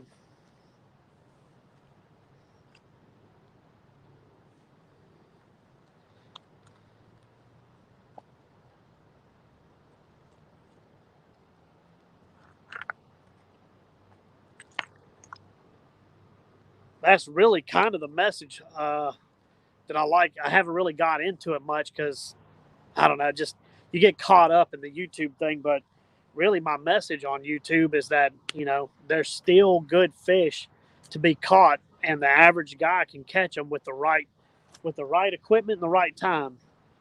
You don't have to have expensive equipment. You just got to have good equipment. It's got to be, you know, it can't be sat in your shed for 10 years and never change the line. If you keep up with your gear, keep fresh line on it, keep sharp hooks, average man can catch good fish. And there's still plenty to catch out here as long as you have waterways that manage their fishing.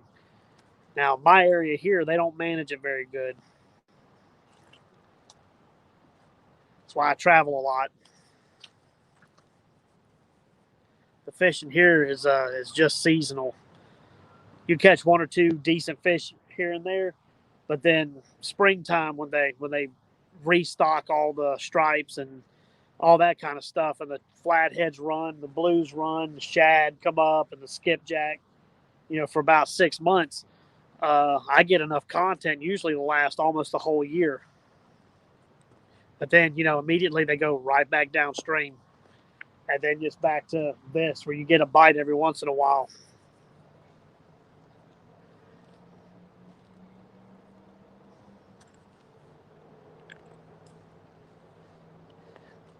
Now, I know most everybody on here is catfishing, but I plan on doing some lives while I'm bass fishing too. My sister-in-law, they live on a big lake, and supposedly I have rights to go fishing now. So I'll be out there in my kayak. You'll be seeing some lives bass fishing. Like I said, 90% of what I do is catfish, but I still love catching my old little largemouth, you know. I'm thinking about starting a series too. Put some regs on catfish. Yeah, they need all kinds of stuff. The thing is that I've only seen game wardens down here once in my whole life. You know, I'm 35, and I've seen 2 game wardens on the same day. They were walking together 2 years ago. The only thing they give people tickets for is not wearing a life vest on the rocks. I never see them keep track of the fish people catch.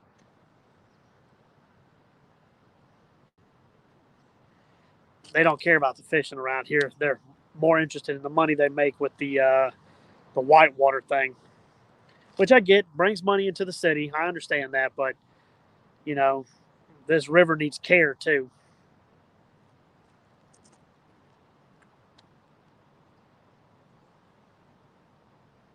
Yeah, I think I'm going to start a series here soon where I'm going to just do fishing big baits, and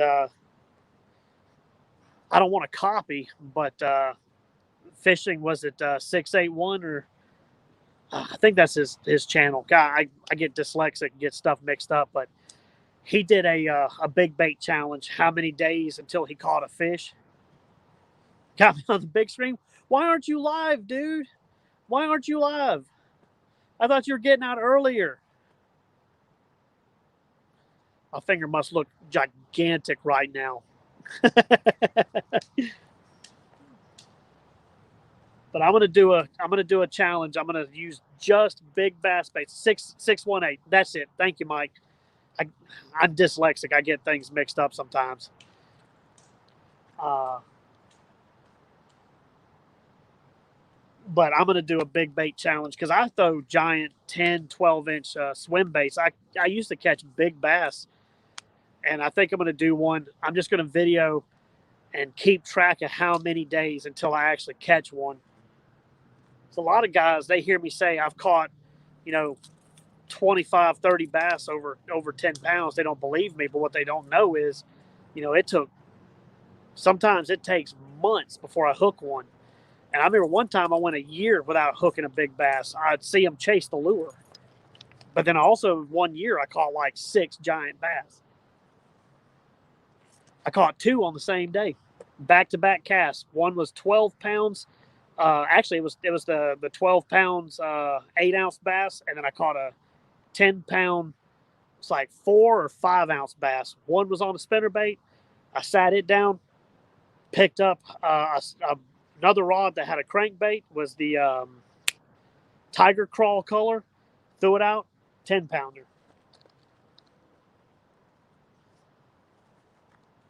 That was the best bass fishing day I've ever had because we also caught like 150 bass. I had a ton of bites. Steve, ton of bites. I had a really good takedown, big guy, and they're just short striking the junk out of it. I mean, I even got tiny baits on right now. I mean, small and smaller hooks, and they're just letting it go. So my theory is we have gar in here right now because I'm getting some pretty good hits, and they're just not hooking up. What's up, Chucky? Fell back asleep. I think that's what I'm gonna do when I leave here. Is I'm gonna go take a nap.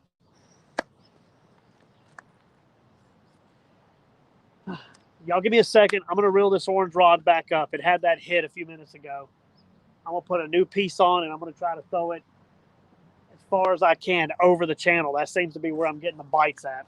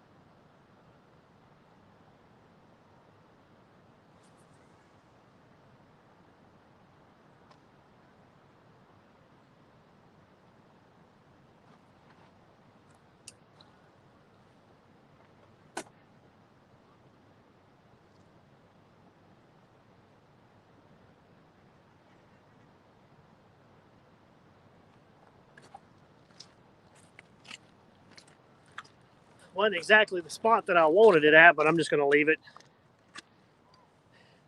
Blinky.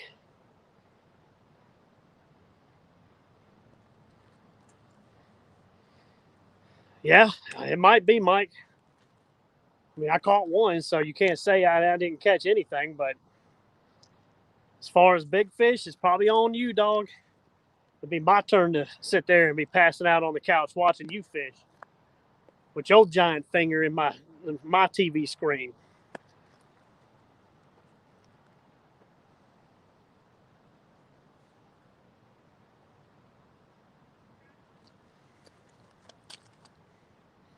Blinky. We ought to get like a plushie made of Blinky and send it to Mike.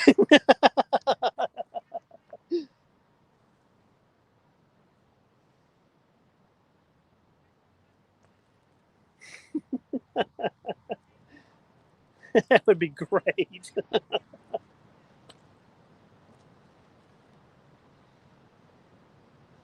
Be the Mike and Blinky show.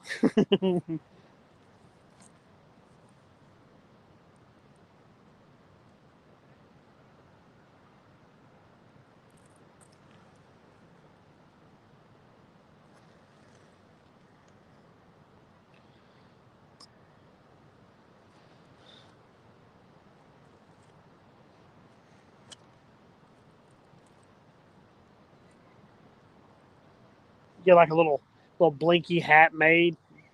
Wear it, Blinky. Or you could do like a Flavor Flav clock, but just with a Blinky. That could be whenever you hook a big fish, you can hit the button so it just like lights up and blinks. We can make a thing out of this, Mike.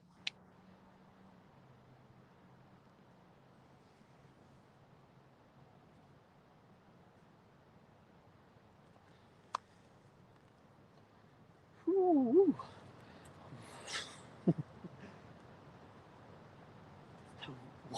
One of them striper fishermen down there smoking the good stuff. Woo. He just got a whiff. All of a sudden, my back doesn't hurt so bad. Shirts, hats, hoodies. Get a Blinky backpack made.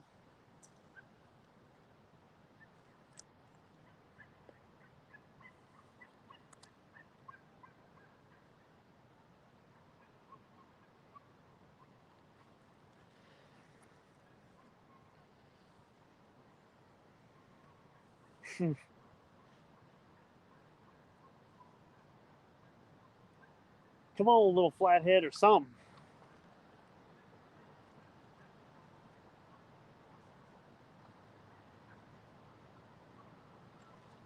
I really wish I got to hit that deep water today. But I needed to secure my house. Wake and bait. Yeah, it's happening right now.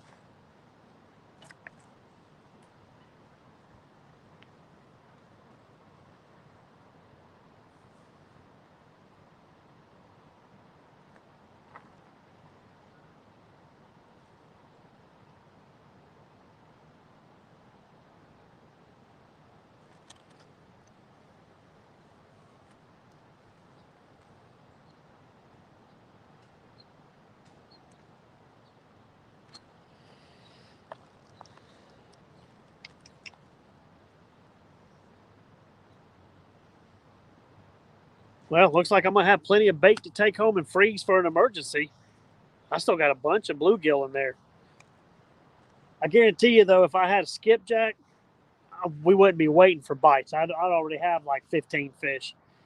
The difference in the bite between skipjack here and shad is incredible. Like, I know, where's that hundo? Dude, I don't know if you could catch a hundo right here because of the way that hole shape.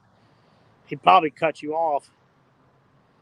I don't see. That's another thing that killed me. They were raising it because they had them kayakers coming down that whitewater crap. Then as soon as I guess they had just one group coming through, they shut the dam back off. Now it's dropped again. So, like I said, there's no normal pattern for fish here. They raise and lower the water too much. But I tell you, I know you don't like bluegill too much, Mike, but in the Tennessee River, I actually do really good with bluegill. But here, bluegill literally any time of the year is third on the list. You want skipjack, then shad, then bluegill if you can't get them. Now, I will say my biggest flathead here and my biggest stripe were on a bluegill. But as far as like numbers, you would get a ton more fish if you had shad or if you had skipjack. Sadly, there won't be no. Oh yeah, they kill the bite here. It drives me insane. You don't get a normal fishing pattern or bite pattern or whatever you want to call it unless we have like major rain and they have to open the dam for several days in a row. Then it gets back to a natural pattern. And that's what I usually wait for. But usually it'll be the water will be blowed out the banks all the way up near the walkway.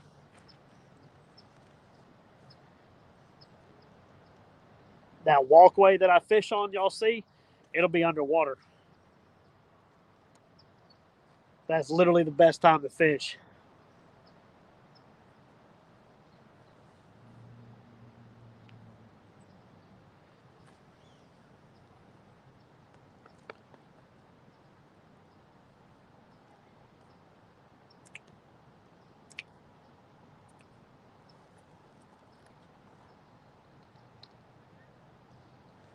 You know, even the last stripe fisher guy, he's left.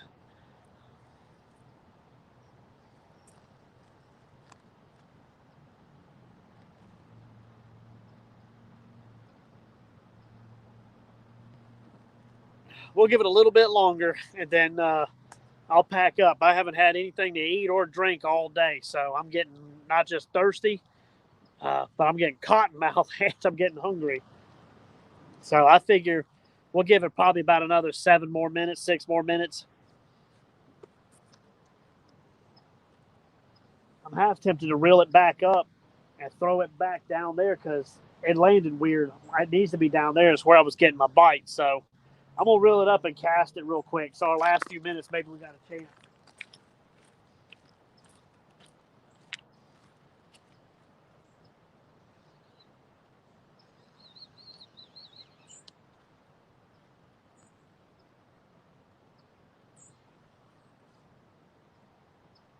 And it's hung up.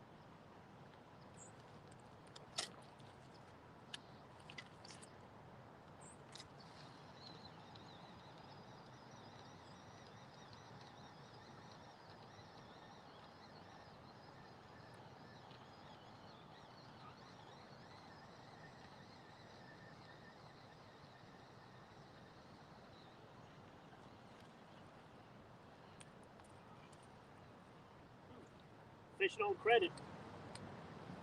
Where are these bites coming from? Like, I'm not even seeing them.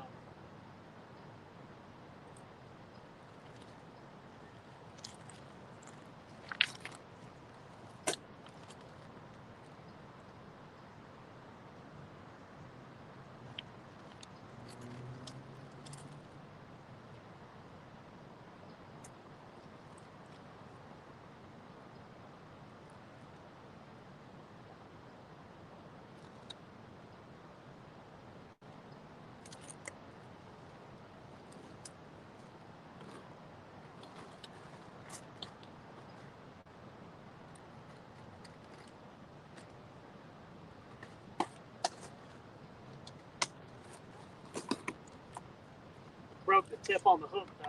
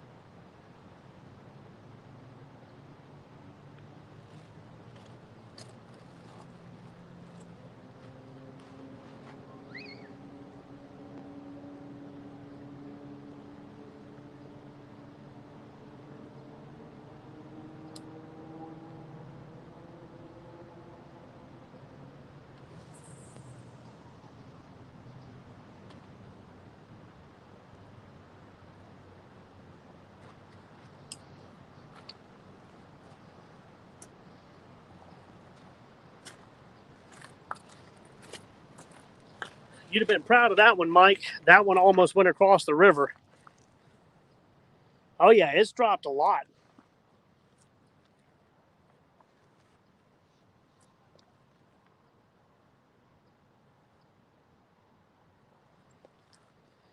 That was probably the longest throw I've done today. That was almost 100 yards. And I didn't even throw it hard. Can't do them Mike casts or I'll hit rocks over there.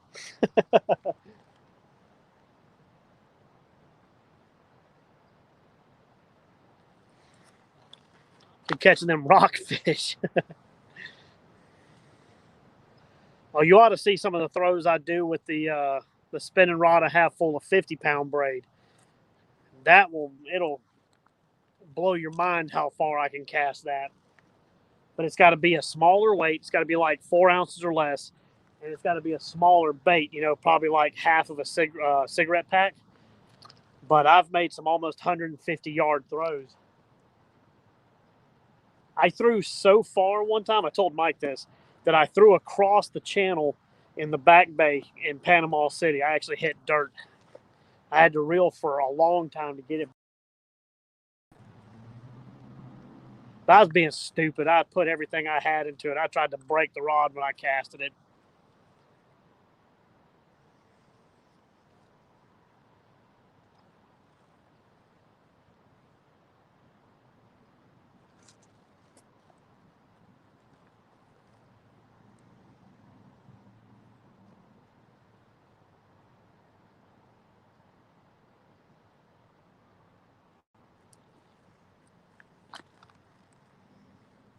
So we'll go ahead and let it. I'll wait about another 10 minutes since we just put that bait out, because that's where I've been getting my hits, is down there where that current kind of stops and then it swirls and comes back up, because it does like a washing machine effect here.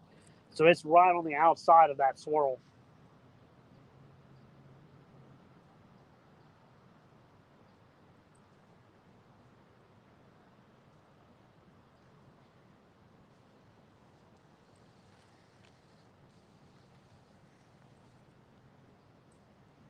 Appreciate y'all being here. Y'all hanging out with me for 4 hours, watching me catch one little fish. I appreciate it. It really helps my channel out a lot. The growth I've been getting between the help from everybody and from views and stuff has been incredible. I mean, I went up almost 300 subscribers or 200 subscribers in a month.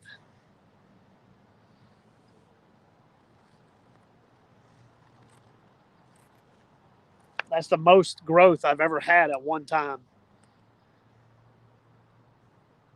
I think up to this point, I think the most I ever had in a month was like 60 or 70 subscribers.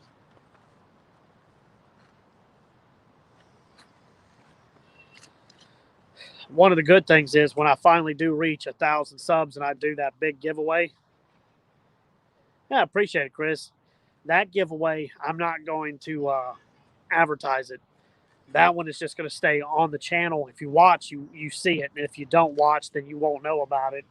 That giveaway is just going to be for you guys who have helped me get to that point. You know what I mean? Who's been here with me. Because those other giveaways, they were to help me grow a little bit. But it was also to help give to some of the people that were part of my channel. But when I reach 1,000, that giveaway is going to be just for you guys. I'm not going to advertise it, and I'm actually going to set it to where you have had to been a subscriber. I'll probably set it for like a month, maybe at that point. That way, nobody can just jump in and get the gifts after only being there for like a couple of days or something.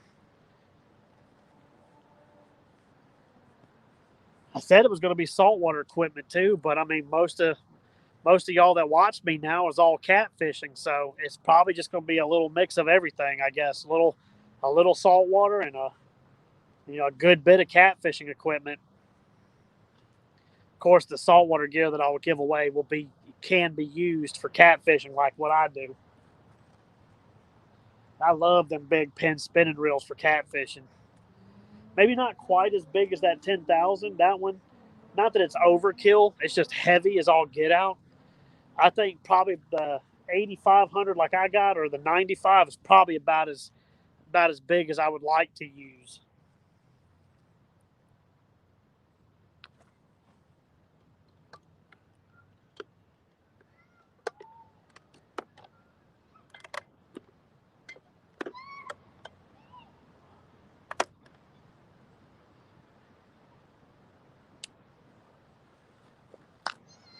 Plug the power back to my phone real quick. Yeah, for y'all that do like saltwater fishing, you know, there is going to be some saltwater gear. So I'll do a couple of lighter setups, some mid-range, and then, you know, I'll do a couple of the big ones. Oh, yeah. I love saltwater. So catching catfish and stripes is my way of feel like I'm still at the ocean. Because they fight like, I mean, I know the stripe is an ocean fish, but it makes me feel like I'm ocean fishing. You know, you got big catfish, they fight like a big grouper. Stripes, you know, they fight like big redfish. And it's the same kind of equipment. You could throw your bait on the bottom, you know. Same setups I catch catfish. It's the same stuff I catch redfish, black drum. You know, add a steel leader, you can get sharks. If you're lucky enough, you get a cobia.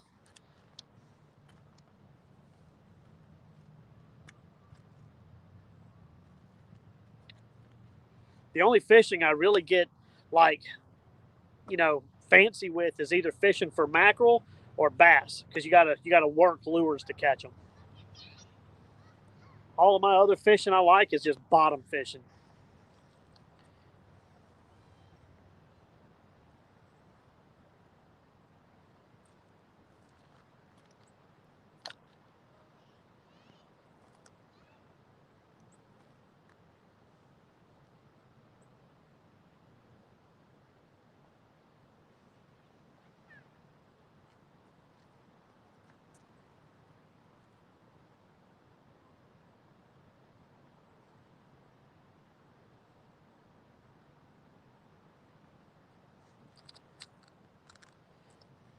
Yeah, I love it. I love that bottom fishing. Every kind of fish that you can catch on bottom fishing are the ones that I want to catch. Although my favorite eating is some Spanish mackerel, man. Them things are delicious. I got a freezer full of them and speckled trout now. That's one place I wish I could go live. 100-gallon fish tank with 2 baby leopard sharks. Yeah, leopard sharks are pretty neat. I like them little guys. If I had phone service, I would go live down in Keaton Beach when I'm catching them speckled trout one after another. But I have zero, absolutely zero phone service there.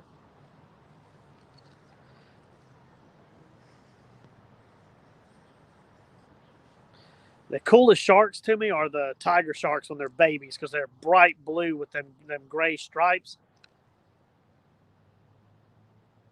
Or reverse that, the gray with the blue stripes.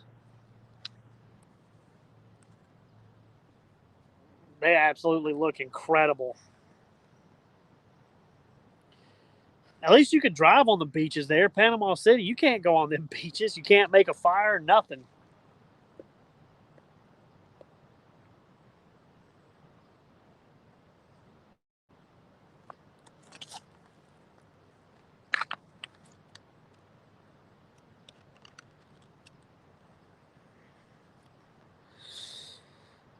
Whew. Yeah, yesterday was no bites, no fish. Today was a ton of bites and 1 fish. It's a little bit of an improvement, but it ain't a big improvement. Especially when the one that I caught, he hung himself in the back.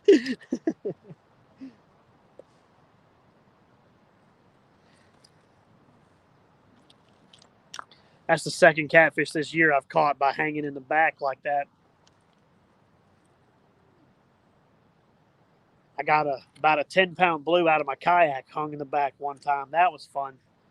That felt like a 30-pound fish.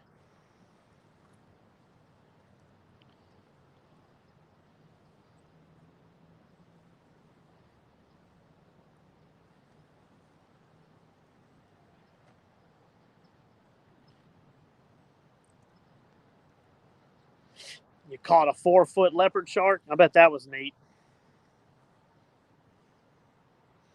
That's what I want to do when the sharks are running next year. I'm going to go live with y'all so y'all can see that kind of craziness. I'll have the black light set up by then too. They'll have all of this stuff illuminated.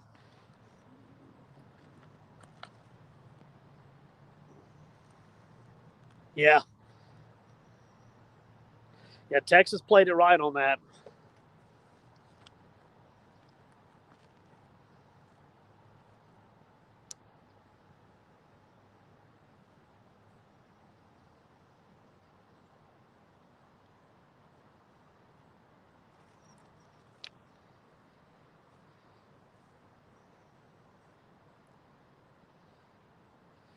Believe it or not, I did that on the pier one year. I caught a huge spinner shark, and we harvested it. You know, we eat sharks in my family as long as they're legal size and legal species to keep. And so when we were cleaning her, she had 9 pups in her, and they all were alive. We threw them all back; they all swam off. So I only caught that one shark, which it was like, you know, close pushing almost 200 pounds. Everybody else done caught a ton of fish. But so what I told my family was, I won because I caught 10 fish on one hook.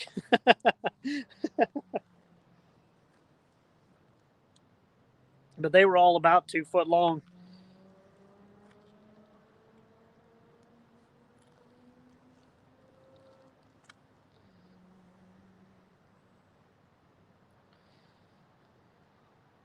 I've had that happen a couple of times. I caught a big stingray that had babies right there on the beach. We let all of them swim away.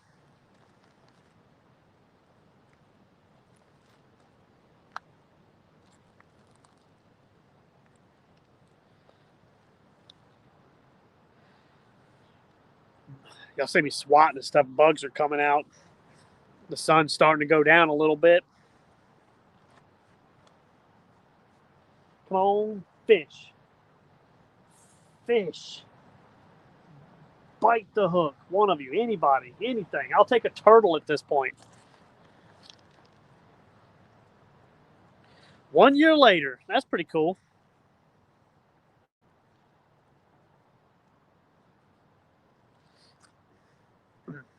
I started that series a while back on my channel. The what is it called? I think it's like Story Time with Magic Pat, and where I talk about past fishing things. I've only done one video so far. I really need to start doing those, man, because over the years of all the fishing I've done, I have gotten so many stories of stuff that's basically unbelievable. I need to start putting those out because I've hooked owls, you know. Like I said, the sharks had babies. We had stingrays had babies. Had a gar come up out of the water and steal bait right off the bank and swam up onto the sand.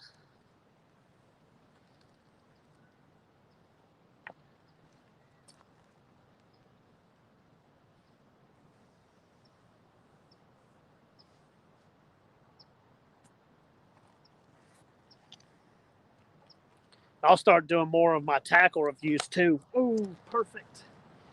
Threw my GoPro on a rock. Sing it out so it doesn't hurt as bad. Chip the casing, not the glass. Thank God.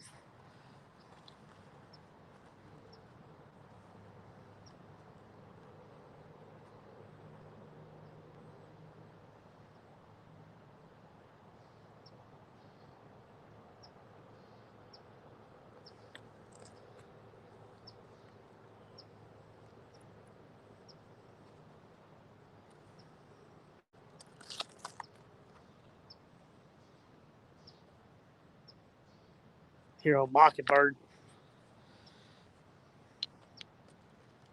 Yeah, I need to start putting those videos out of those stories. One, so it'll help me remember them and relive them in my head, because a lot of them happened with my buddy. He passed away years ago. He was my best friend at the time, so it kind of helped me relive that. But just for the sheer fact of just telling some of the crazy crap I've seen while fishing, because 90% of the time I'm fishing, so they're all fishing related or hunting related. But I mean, we've had some wild stuff happen, some out there kind of stories.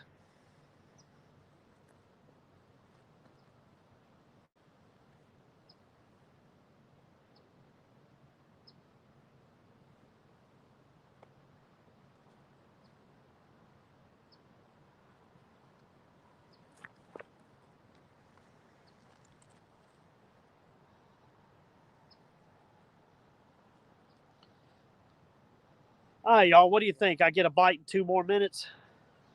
We'll give it 2 more minutes. We're at 4 hours and 13 minutes. When it gets to 4 hours and 15 minutes, I'll go ahead and end the live. Let y'all have your Sunday back to you.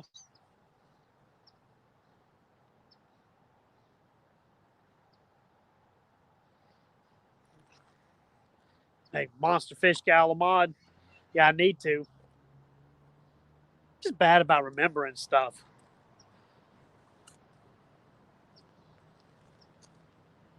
I'll go back. I'll make her one. A lot of times, though, I don't want to just add y'all as a mod without asking. You know what I mean? I really believe in you ask before you do stuff. But, I mean, if you don't think she'll care, I'll make her one. She's popped in enough on my my channel.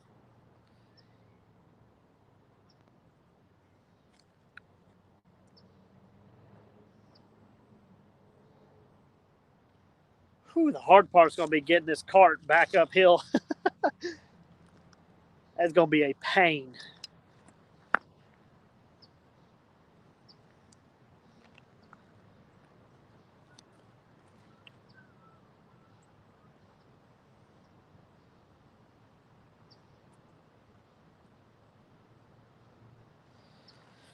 Well, hey, y'all didn't see more than one fish today. We had a ton of bites, though. Y'all that stuck out with me this whole time, we had a bunch of bites. I can't believe we didn't hook up. That really makes me think it's gar. Next time I come down, if I get bites like that, I'm going to tie a gar lure on a bass rod, and we'll see. We'll see what's what. I'll slide one of them jokers up onto the bank.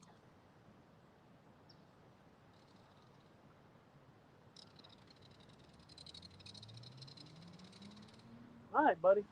Oh, Kingfisher come through here yelling at me. I don't know what his problem is. There ain't no fish here. All